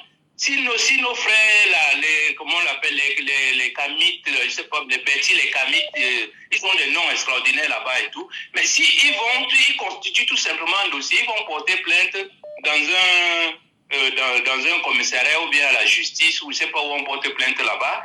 Mais cette jeune fille sera convoquée, elle va expliquer pourquoi elle demande à ce qu'on extermine les Bamileke. Et une fois que ce sera fait, tous les autres vont se ranger.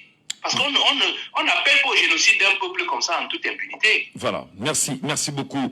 Merci beaucoup, monsieur Lepako. On vous a suivi, hein, très très bonnement. Merci, bonne journée. 6 74 39 79 04. 6 74 39 79 04.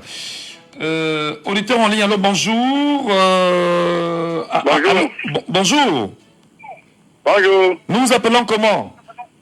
Oui, c'est Ngela. Nous vous écoutons ce matin. Tribalisme au Cameroun, des gens s'amusent encore à brandir toujours la fibre aujourd'hui. Est-ce que le but, soit c'est de distraire davantage les Camerounais, ou le but c'est de diviser davantage les Camerounais et de créer un climat qui est tel que nous nous regardons entre nous, peuple globalement, aujourd'hui unanime autour d'un combat qui est celui d'arracher notre liberté, qu'on puisse se regarder en champ de faïence? Oui, merci. Bonjour, Ngatou. Bonjour à tous. Vous savez, le tribalisme en elle-même, c'est une fabrication coloniale. Je vous prends un exemple simple. Si un enfant de 4 ans sort dans une maison et se met à vous insulter, à vous traiter de zéro, macabo et tout ça, ce n'est pas du fait de lui. Ce n'est pas qu'il est un enfant têtu, non. C'est ce qui se passe chez eux. C'est ce qu'on apprend chez eux. Vous savez, quand la France ou bien l'Allemagne arrive au Cameroun, on regarde toujours ceux qui ont l'esprit faible et paresseux, et on les monte pour les faire savoir que non, ce sont eux qui ont le droit sur certaines choses. On regarde maintenant les têtus et on commence à dire, vous voyez, ceux-là qui font telles choses, ça veut dire qu'ils ne veulent pas être avec nous. Je reviens maintenant sur le cas du tribalisme du style, vous allez rentrer chez vous. Aujourd'hui, au Cameroun et en Afrique, nous sommes surpris que les multinationales parviennent à donner aux Camerounais, pas des jeux de leur société, des maisons tissées. Jésus-Marie-Joseph. Je dis que les Occidentaux, les firmes occidentales parviennent par leur société à donner des terrains titrés aux Camerounais avec des maisons dessus. Mais toi-même, un propre Camerounais du nord, du sud, de l'est à l'ouest, ton propre frère parvient à te distinguer et dit que tu n'es pas chez toi. Vraiment, c'est déplorable. Donc, ce n'est juste qu'un montage colonial contre certaines personnes qui peuvent apporter un plus au Cameroun. Est-ce qu'aujourd'hui le peuple camerounais dans sa globalité, pour pouvoir lutter efficacement contre ce tribalisme-là, peut se lever et que des organisations brandissent des plaintes contre la France, contre l'Allemagne, qui ont été au fait même de la naissance du tribalisme au Cameroun? On peut bien le faire, mais sauf que tant que nous allons rester dans l'esprit colonial, on ne peut pas s'en sortir. Nous nous exprimons en français. Qu'est-ce que vous allez dire contre un français ou ce que vous en sortir? Vous ne pouvez pas. Mais par contre, si nous étions indépendants par notre monnaie, par notre langue, il y a des choses que nous pouvons expliquer à nos propres frères. Parce que les en bas d'en bas ne savent pas le tribalisme. Hein. Quelqu'un le disait tout à l'heure. Quand tu sors pour aller payer ton beignet haricot, tu ne cherches pas. Tu dis seulement que mamie beignet. Ou bien que quand tu vois nos frères qui vendent le Kessam, tu dis seulement que papa Kessam, donne-moi, c'est comme ça. Bon, le tribalisme maintenant fabriqué par les Occidentaux veut qu'à un certain niveau, que certaines élites ne parviennent pas à avoir la possibilité de gérer le pays. Et il y a des peuples dont la France a juré par la bombe nucléaire qu'au Cameroun, il y a 2 tribus. On l'a cité tout à l'heure. Que si jamais une personne de cette tribune veut prendre la présidence, on est face au Cameroun de la carte du monde. Alors, justement, ce que le peuple camerounais ignore de la France, on parle bien sûr de la classe politique française, c'est que jusqu'ici, la France n'a jamais digéré le fait que le Cameroun a tenu tête à la France pendant la colonisation et a tué des milliers de Français dans la guerre, bien évidemment, de ce qu'on a appelé la guerre du nationalisme français. Il n'y a que le Cameroun et l'Algérie en Afrique qui ont suffisamment combattu la France et il y a une haine viscérale vis-à-vis de la France contre ces Camerounais. Alors sachant en même temps qu'en arrivant, le pays Bamileke, je le dis, avant même Fernand de Pau, le pays Bamileke fabriquait déjà des armes à feu. Et le pays Bamileke était très avancé du point de vue de son anthropologie, de sa sociologie, et c'était des royaumes très bien organisés. Alors le but effectivement, plus pour aller avec les Allemands, il était important de fragiliser ceux qui étaient plus avancés que d'autres. Et ne pas se mentir, la politique était coloniale. Monter les plus faibles contre les plus forts. C'est ce qui s'est passé au Rwanda avec le peuple Tutsi et le peuple Hutu. C'est ce qui s'est passé bien évidemment au Congo belge, avec la Belgique qui bien sûr a tenté de monter les ennemis contre les autres. Et c'est le même phénomène qu'on a eu au Cameroun. Merci infiniment mon frère, très bonne journée à vous. Merci. 6 74 39 79 04. 6 74 39 79 04. 6 59 92 48 83. Appelez-nous également via le WhatsApp de l'émission au 6 91 98 60 98. 6 91 98 60 98. Tribalisme au Cameroun, tribalisme à ciel ouvert, promotion du tribalisme au Cameroun. À votre avis, comment lutter efficacement contre ce tribalisme-là? Et la question, je la posais encore. Allô, bonjour. Oui, bonjour, rebonjour, monsieur Michel. Bonjour, monsieur Saban, rebonjour. Oui, rebonjour, monsieur Michel. Lutter contre le tribalisme au Cameroun voudrait d'abord que l'on comprenne quelles sont ses origines, monsieur Saban. Oui, mais l'origine, comme le président le dit, est coloniale, mais quand j'étais petit, j'avais pris la caille d'identité de ma mère. J'avais vu sur la caille d'identité Egni Bamileke. Egni Bamileke. Oui, c'était écrit dessus. Egni Bamileke. Oui. Quand le président de la République, Aïjo, a constaté cela, il a demandé qu'on lui enlève des nids dans les cailles d'identité. Tout comme le président du Rwanda vient de le faire. Bon, à partir de là, si les gens qui nous gouvernent avaient de la volonté politique, c'est que le tribunal peut être éradiqué. Mais ils n'ont aucune volonté, ils instrumentalisent cela pour leur gain politique. Alors que nous, les gens d'en bas, en bas là, nous n'avons pas de problème. Nous n'avons aucun problème. Ici au sud-ouest, je n'ai aucun ami qui est de ma tribu. Tous mes amis sont d'ici. Et puis d'ailleurs, même les gens de centre sont mes amis là-bas. Je n'ai aucun ami qui est de ma tribu. Nous avons notre petit cercle où nous causons souvent. Et je m'entends toujours avec ceux qui ne sont même pas de ma tribu, même les gars du Nord. Mais les gens de ma tribu, je n'en ai pas comme amis. Donc vous voyez que c'est le gouvernement qui cherche à cantonner les gens. Mais si Marlène Mbutu a demandé qu'on extermine les Bamileke, qu'elle sache que la loi du nombre compte. Elle ne doit pas ignorer ce qu'on appelle la loi du nombre et le courage guerrier de certains peuples au Cameroun, comme le peuple même Bamileke là et le peuple Fulbe. J'aurais bien souhaité de ne plus la citer parce que les autres peuples de la forêt là aiment enlever leur gibier du piège, le gibier déjà mort. Oui, permettez, monsieur Saban. J'aurais bien souhaité, en toute humilité, de ne plus la citer parce que vous savez, il y en a qui se nourrissent de ce type de propos pour davantage pousser plus loin, on va dire, leur projet funeste en réalité. Et je ne souhaite pas, donc ne citez plus les noms, pour pouvoir nous éviter des choses qui ne nous ressemblent pas. Allez-y, cher monsieur. Oui, mais monsieur Michel, je vous ai dit, c'est le petit peuple qui a un grand nombre. Les élus là, et c'est une petite quantité. Je suis né dans un village à l'ouest qu'on appelle Fouquet. Le fils de mon oncle était la troisième personnalité de l'UPC, King Aben. Il était la troisième personnalité de l'UPC. Les colons ont profité de cela et ont décimé. Il y a eu plus de 2000 morts dans un petit village. Les gens peuvent vous le dire, les gens peuvent vous le dire. Non, mais attendez, ça c'est quoi? C'est sous le maquis? C'est sous la lutte pour le nationalisme, c'est ça? Et c'est ça. Alors, les vrais maquisards qui étaient les Français ont tué au moins 1 million Bamileke avec le napalm, il faut bien sûr le rappeler. Ici chez nous à Foucault, c'était pire, monsieur Michel. Voilà, ça c'était la France. Le napalm, jusqu'à ce que même les poulets étaient brûlés dans les maisons. Après, on les a rassemblés dans des camps, comme les camps de concentration où nous sommes encore aujourd'hui. Oui. Donc, si quelqu'un était dans son village où il pouvait élever ses chèvres et ses porcs et ses canards et puis ses poules, on les a rassemblés dans les camps de concentration où nous sommes encore jusqu'à nos jours cantonnés.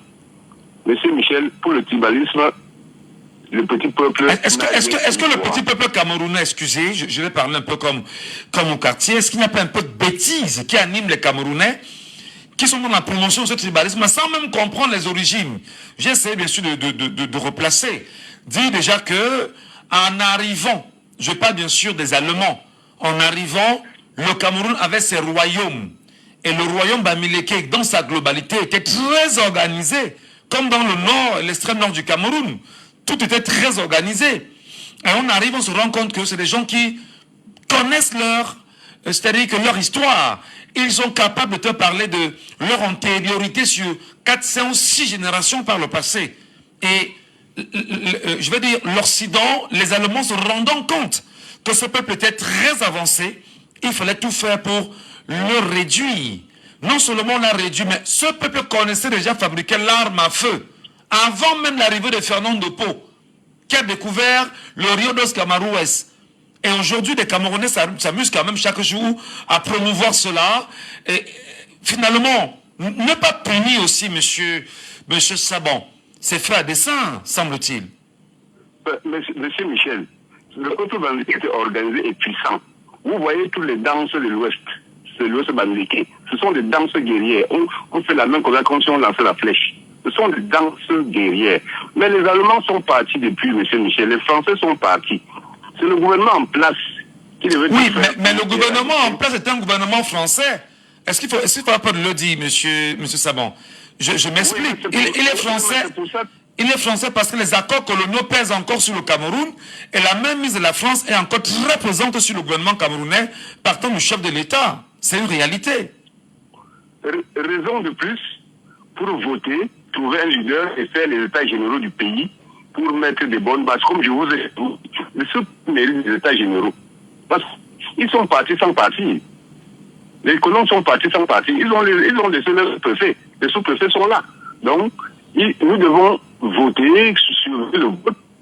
Parce que chacun se rend au bureau de vote avec son bidon d'essence. Comme ça, nous avons notre leader. Attention. Le leader va nous organiser. Attention. On ne va pas vous... Non, on va pas... les bases d'un bon pays. Très bien, merci beaucoup. Mais on n'est pas d'accord. C'est bon, merci. On n'est pas d'accord avec l'approche que des gens aillent voter le bidon d'essence. Vraiment. Je vous en prie. Il ne faut pas qu'on nous dise que la radio est là pour monter des gens contre X ou Y. On ne veut pas. Pardon. Un auditeur nous attend depuis quand même de longues minutes sur WhatsApp. Allô, bonjour, sur WhatsApp. Bonjour, Michel. Oui, c'est Bertrand. Oui. Alors, enfin, vous êtes là. Vous avez tenté en début d'émission de nous parler un peu de la question du tribalisme. Nous y sommes maintenant. Que voulez-vous évoquer, Bertrand? Oui, exactement. Je voulais parler de la dame que les autres viennent de parler tout à l'heure. Mais je voulais commencer sur ceci. Il ne faut pas toujours qu'on jette la pierre à la France, à l'Allemagne, parce qu'il faut aussi copier les bons exemples. Par exemple, je vis en France dans un pays qui est constitué de beaucoup de tribus, comme les Normands, les Marseillais, les Corses. Mais c'est un pays qui s'entend, il n'y a pas de tribalisme ici. Quand tu es français, tu es français. Non, attention. La France est consciente de ce qu'elle a fait au Cameroun, comme dans tous les pays africains. On s'entend très bien, Bertrand. Ça veut dire quoi? La France a bien pris soin de protéger son peuple à lui, de ne pas morceler son peuple.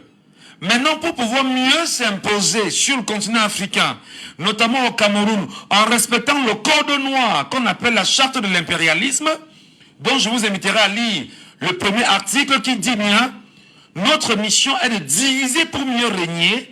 Ce n'est qu'une réalité, chers frères. Mais monsieur Michel Gatou, le peuple camerounais n'est pas un peuple primitif. Le peuple camerounais est un peuple intelligent et c'est une volonté politique. s'il y avait une volonté politique contre le tribalisme, moi je crois que quand j'étais jeune, je ne connaissais pas ce tribalisme-là. Et j'ai encore la femme d'un oncle qui est du Sud, qui m'appelle tous les jours comme ma mère pour demander si j'ai pris les médicaments, si je vais bien.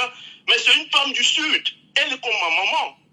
Donc s'il y avait une volonté politique au Cameroun pour interdire le tribalisme, ça ne devait pas exister. C'est parce que ce truc est fait à des fins politiques. Comprenez bien. Parfaitement.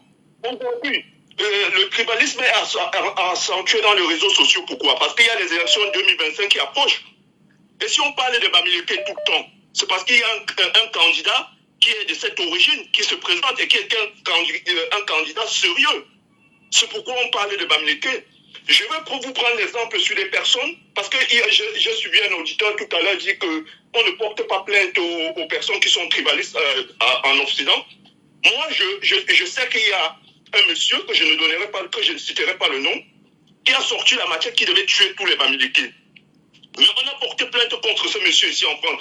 Quelle est devenue la plainte? Jusqu'à aujourd'hui, il n'y a pas de suite. Oui. Donc, quand vous voyez cette dame que vous avez parlé, elle n'est pas seule. Et toutes ces dames qui sont tribalistes ici en Europe sont mariées aux Caucasiens. Donc, elles sont mariées aux Français. Et quand vous avez une dame qui est mariée aux Français et qui est tribaliste, en sachant que sa fille ou son fils est métis, et qui subit aussi cette injustice en France. Parce que bientôt, on aura Marine Le Pen qui va devenir chef du gouvernement français. Il y a les élections parce que je ne sais pas si vous avez suivi que l'Assemblée a été dissoute ici. Ça, on le sait. Les élections européennes. On le sait très bien, on le sait très bien. Voilà. Quand vous avez des dames comme ça, qui vous disent qu'elles sont intellectuelles et qui se mettent à brandir la fibre tribalistique comme ça, mais ça donne... On ne sait même pas quoi dire. Ça fait vraiment mal parce que le Français qui se met à côté, qui déjà prône, qui se bat pour que le Front National n'arrive pas au pouvoir, mais qu'est-ce que le Français dit? Entre vous les Camerounais, vous vous entretuez. Combien de fois ici en France, moi je vous dis quelque chose que j'ai remarqué ici en France, Michel. Quand vous entrez dans le métro ici, vous êtes un noir, que vous soyez la femme du blanc, noir ou métis. Le blanc, quand il entre dans le métro, il ne se pose pas de questions. Qu'il soit assis à côté d'un voleur ou n'importe quoi, il va d'abord s'asseoir à côté de son frère blanc ou de sa soeur blanche. C'est quand il n'y a plus de place qu'il vient s'asseoir à côté du noir. C'est comme ça le blanc. C'est-à-dire qu'il y a cette solidarité entre le blanc que le noir doit copier. On ne s'aime pas entre nous les noirs. Là au Cameroun, pour construire, on ne peut pas construire un pays divisé. On ne peut pas dire ouais, on est Camerounais et on est divisé. Comment voulez-vous qu'une équipe nationale du Cameroun va jouer avec des gens qui disent « Moi, je suis Bassa, moi, je suis Bamileke, moi, je suis ceci ». Vous allez gagner le match comment? Il faut déjà penser à ça. Donc même les personnes qui créent ce tribalisme-là doivent penser à ça, même si c'est pour des raisons politiques, qui se disent... Mais attendez, la politique est sale en réalité. La politique n'a pas... Le politique a ses ambitions. Si vous divisez davantage et que vous vous divisez entre vous, et lui ne punit personne, d'ailleurs que les textes l'interdisent aujourd'hui au Cameroun, de promouvoir l'extermination. Même si la politique est sale, même si la politique est sale, franchement, il faut penser à son pays, il faut penser à sa progéniture. Oui, mais c'est ce que vous dites, c'est ce que vous dites, Michel Bertrand. Je dis encore que la politique étant sale, le politique, il est sale, et son but justement, c'est de s'éterniser au pouvoir. Alors justement, qu'est-ce qu'elle a de faire? Est-ce qu'il n'est pas temps que les historiens camerounais fassent leur travail, les anthropologues fassent leur travail, les sociologues fassent leur travail, pour pouvoir au mieux éradiquer ce phénomène social? C'est pourquoi je disais tout à l'heure que c'est une volonté politique. Même si les historiens doivent faire leur travail, il faut d'abord une volonté politique. Parce que les historiens peuvent faire le travail. Tant qu'il n'y a pas une volonté politique qui suit, il n'y aura rien, Michel. Il faut comprendre ça. C'est fait à des fins politiques. Tant qu'il n'y a pas une volonté politique, il n'y aura rien. Il faut que les Camerounais apprennent à s'aimer. Comme ça qu'on peut construire le Cameroun de demain. Si on ne s'aime pas, on ne pourra jamais construire le Cameroun. Vous avez vu au Rwanda, ça ne vous dit rien. Il faut que les Camerounais, parce que quand je vois des dames monter sur les réseaux sociaux, parler des Camerounais, alors que vous êtes Camerounais, franchement, c'est gênant. On vous comprend très bien. On comprend votre peine, Bertrand. Merci beaucoup, Bertrand. Merci infiniment. Tournons du test au Cameroun. Allô, bonjour. Allô, bonjour, monsieur Michel, je reviens. Oui, vous revenez, Rameau. Nous vous écoutons justement. Nous demandons comment, déjà, dire aux Camerounais que le tribalisme est une mauvaise chose. Je ne voudrais pas qu'on le dise parce que moi, dès que Michel Gachou, comme ils sont très forts là, ils vont vous dire, ah ben, dis donc, il parle de son ethnie. Pourtant, je n'ai rien à foutre. Je suis Camerounais, c'est le plus important. Même si c'est souvent de ceux qui disent qu'avant que je ne sois dans la République, j'appartenais bien sûr à un royaume, dans mon ancestralité. Alors, comment, est-ce qu'il n'est pas temps, bien sûr, Rameau, que les historiens travaillent, que les anthropologues travaillent, afin d'enseigner, c'est-à-dire la voix de la royauté à un peuple qui se veut souverain et uni? Oui, justement, il est vraiment grand temps qu'il essaie de travailler dessus. Et entre-temps, le Camerounais aussi doit prendre conscience que cette histoire de tribalisme ne nous avance pas. Et c'est juste une histoire qu'ils ont créée pour mieux, utiliser pour mieux réunir. Et avant, ça marchait. Mais j'ai l'impression que ça essaie de reculer petit à petit, parce que les Camerounais essaient un peu de comprendre un peu de quoi il s'agit. Parce qu'il y a une époque où tu ne pouvais pas être américain, tu épouses soit un chien, bâtard, un truc comme ça. Ton parent ne doit pas comprendre cela. Ça, c'est une histoire qui a existé pendant longtemps, même dans ma propre famille. Mais à nos jours, ma propre femme, elle est yaoundée. J'ai mes deux sœurs qui ont épousé deux bâtards et tout se passe bien, il n'y a pas de souci. Donc, les Camerounais essayent de mieux comprendre et je voudrais que nous comprenions encore davantage. Voilà. Ouais. Alors, justement, le peuple qui comprend aujourd'hui, il faut bien retirer la mauvaise graine qui tend à toujours diviser ce peuple-là. Qu'est-ce qu'on fait concrètement? Bon, juste essayer de continuer à être ensemble. Ouais, à vivre ensemble et savoir prendre les mêmes décisions. Essayer de comprendre que ça ne peut pas nous avancer, ça ne peut rien changer sur notre situation. Et parce que lorsqu'on parle de tribalisme, c'est sûr, lorsqu'on parle de vivre ensemble, vivre ensemble, ceux qui sont au pouvoir, c'est eux qui s'en sortent le mieux. Mais celui que tu sois de ta tribu, tu n'es pas au pouvoir, tu ne t'en sors pas, tu souffres. Donc, on doit essayer de comprendre cela. Merci infiniment. Merci beaucoup. Au 6 91 98 60 98. Allô? Bonjour, monsieur Gasso. Bonjour, cher monsieur. Nous vous appelons comment? Non, je m'appelle Sandro. Tout à l'heure, il y avait un problème de réseau. Voilà, monsieur Sanjon. Nous vous écoutons, cher monsieur. Avant d'aller au deuxième sujet, je parle en passant. Je dis tout à l'heure que si ça dépendait de moi, national numéro 5, on ne paye plus de péage. Et lorsqu'il est une bêtise, cela concerne le deuxième sujet. Ce qui concerne ce truc de tribalisme, plusieurs personnes ont dit que c'est politique. Bientôt, ils vont commencer à se tromper. Vu qu'il y a maintenant les Bamileke et plusieurs tribus qui se marient entre eux. Et les noms, c'est qui fait. Lorsque tu arrives au commissariat, lorsqu'on voit tu es en train d'appeler, peut-être tu t'appelles Ngono, comme mon fils s'appelle Ngono.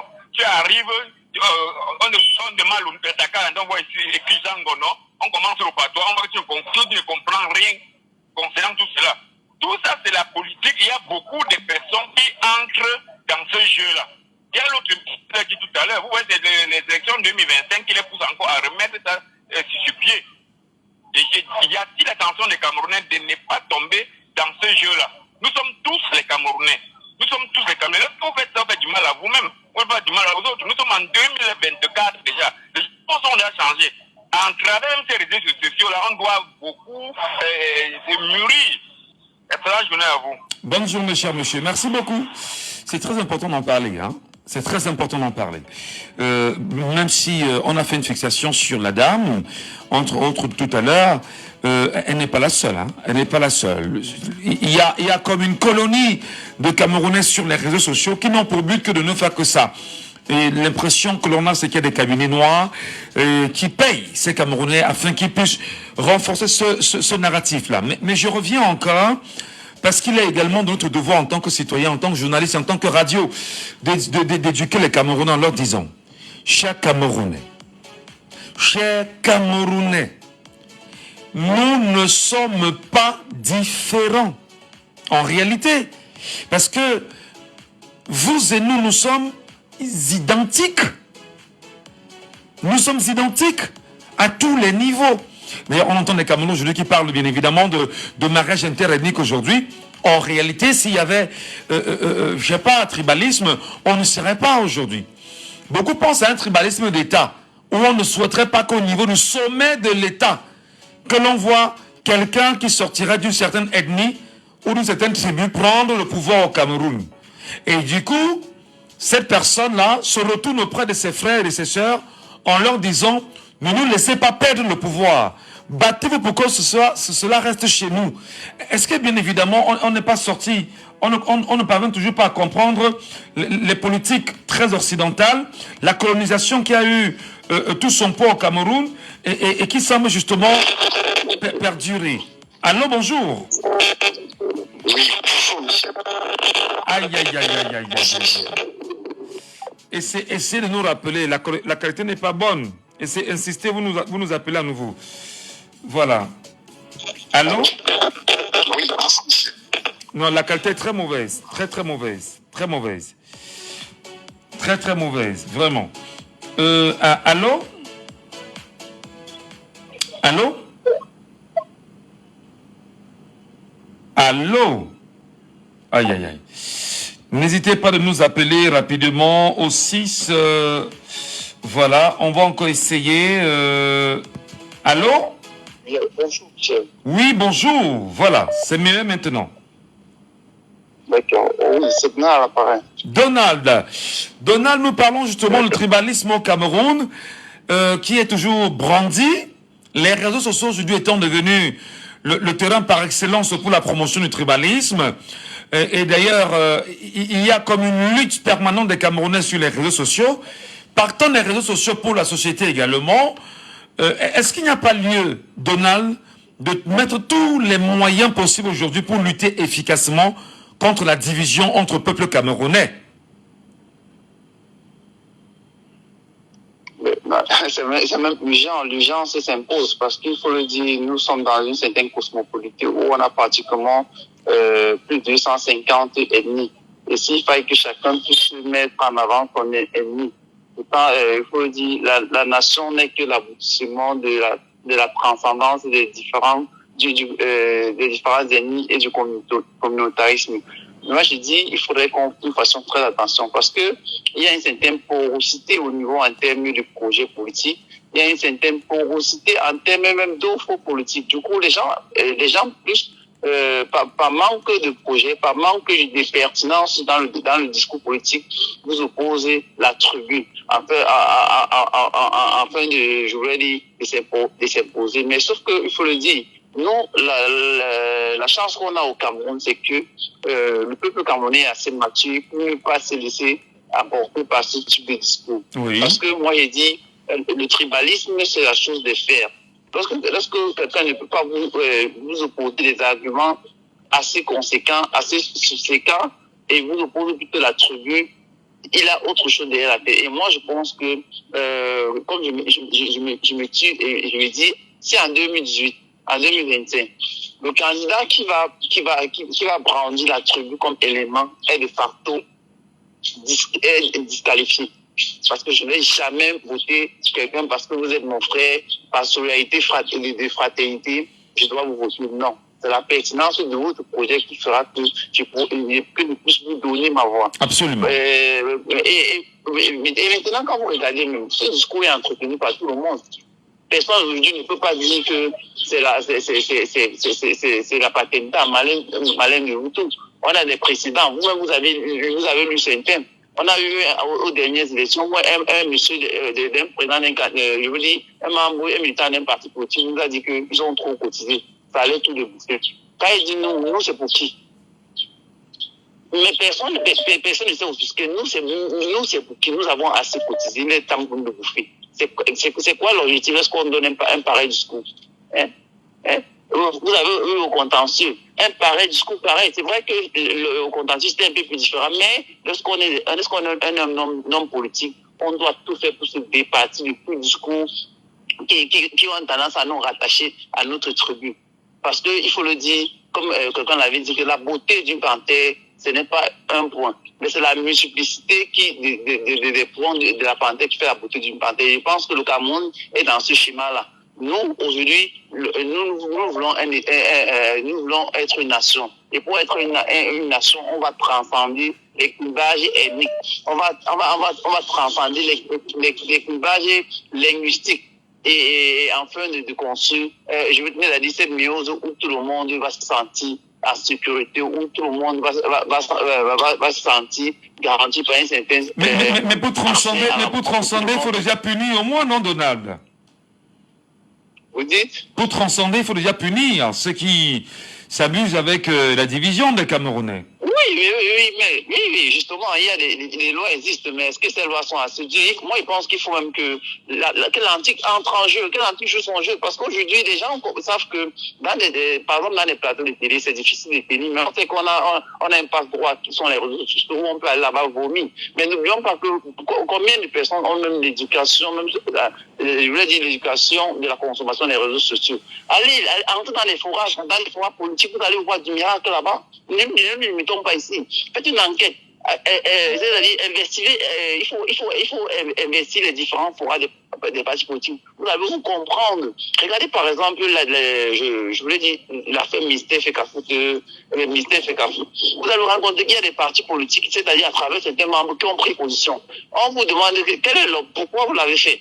Ils vont vous rattacher certains parce que hier l'État a soutenu tel. Parce que vous comprenez donc que nous sommes plus dans la politique, nous sommes dans la manipulation, parce que face à la porosité, face à la pauvreté des projets politiques, on ne peut que nous opposer l'invertir. Et moi, je dis, ça ne nous fait pas construire et ça ne nous donne aucune garantie que demain, l'après-bia pourrait être encore saine, on pourra avoir des jours, je voulais dire, des jours radieux devant nous.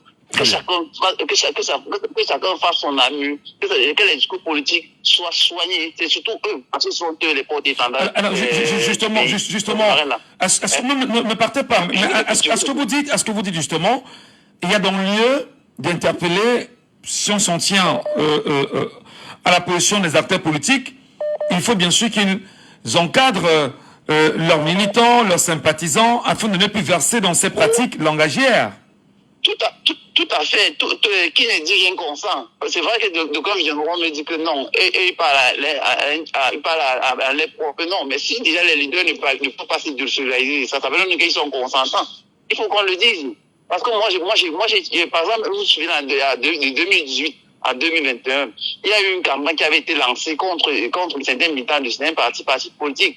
On disait parce que ils ont soutenu certains artistes musiciens parce qu'ils auront soutenu un candidat aux élections présidentielles. Du coup, ils étaient personnes non grates en Europe. C'est des comportements que tout le monde devrait s'offusquer. Oui, mais là, permettez qu'on ressent les choses.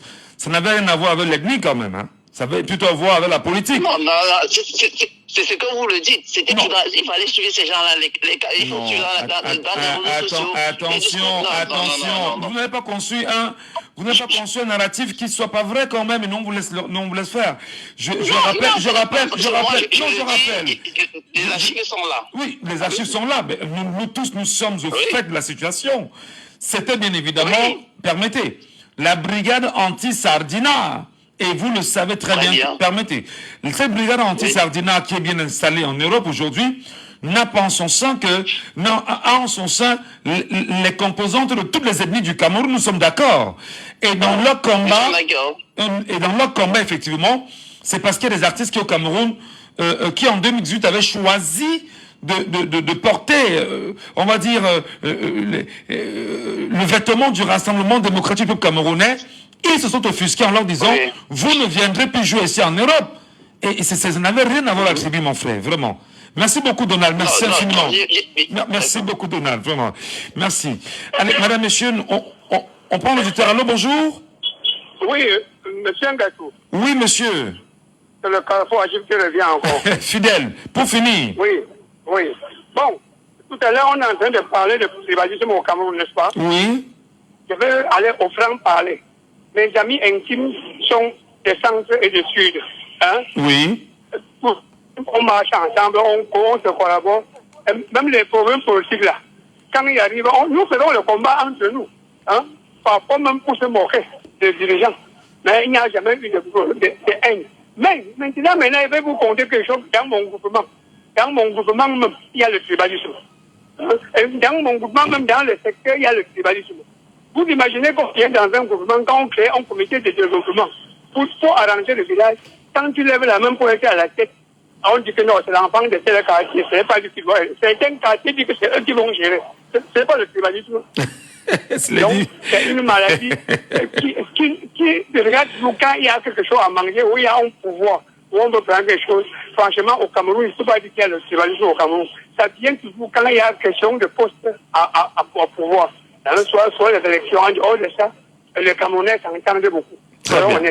Merci. C'est mon cas. Je suis allé jusqu'à Ndom, à Kouloulinga. J'ai marché, j'ai vu les choses. Hein, et je suis au Carrefour à Chypre, plein de gens de centre dessus. On s'entend.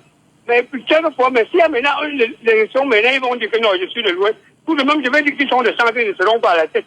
Ce n'est pas le tribalisme, c'est la guerre pour le pouvoirisme. Hein? Les Camerounais s'entendent beaucoup. Merci. Merci beaucoup. C'est terminé pour les appels ce matin. C'est terminé pour les appels. Et on n'a plus que 3 minutes avant de sortir l'émission.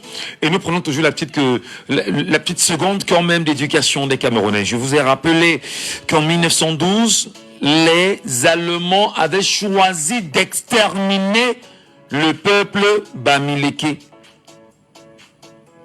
Lors de la lutte nationaliste au Cameroun, le peuple bamileke a farouchement lutté contre le peuple contre les Français qui voulaient absolument les contraindre à vivre sous ce que nous vivons aujourd'hui. Et le peuple bamileke a suffisamment lutté. Les Français, je reprends encore l'expression de Lamberton, le colonel Lamberton, qui écrit et qui dit « Nous quittons le Cameroun avec un caillou dans la chaussure, c'est le peuple bamileke. » Et maintenant, il y a eu une promotion, bien évidemment, qui est tenue aujourd'hui par le système régnant en place et qui laisse croire qu'en fait, il faut tout faire pour écarter le peuple bamileke. Je voudrais donc dire aux Camerounais, que vous soyez bamileke, que vous soyez Giziga, que vous soyez Mundang, que vous soyez de Biwombane, que vous soyez de Vodula, de Bala, que vous soyez de Woum, que vous soyez de je ne sais où, de Limbe, etc. Aujourd'hui, on parle du Cameroun. On parle de la République. C'est vrai, je rappelle toujours que la République est arrivée après les royaumes. Aujourd'hui, nous parlons de la République unie du Cameroun. Donc, il est important que les Camerounais sortent de ces clichés qui ne nous aident pas. Et dans cette logique, en même temps, trouver le moyen de ne jamais oublier que des gens veulent vous considérer comme étant des esclaves. Faire de vous des esclaves qui se divisent entre eux. Et ne pas vouloir que les esclaves se mettent en union. Parce que si les esclaves se mettent en union, ils risqueront de faire vivre ce qu'on a vécu bien évidemment dans le livre de la tragédie du roi Christophe. Faites attention. Comme disait Thomas Sankara, je finis par lui qui disait « L'esclave qui n'est pas capable d'assumer sa révolte ne mérite pas que l'on s'apitoie sur son sort. Cet esclave répondra seul de son malheur s'il se fait des illusions sur la condescendance suspecte d'un maître qui prétend la franchir. Et il finira en disant « Seule la lutte libère ». C'était Laissons parler les gens, que vous pourrez réécouter en podcast sur notre page Facebook Jambo FM 91.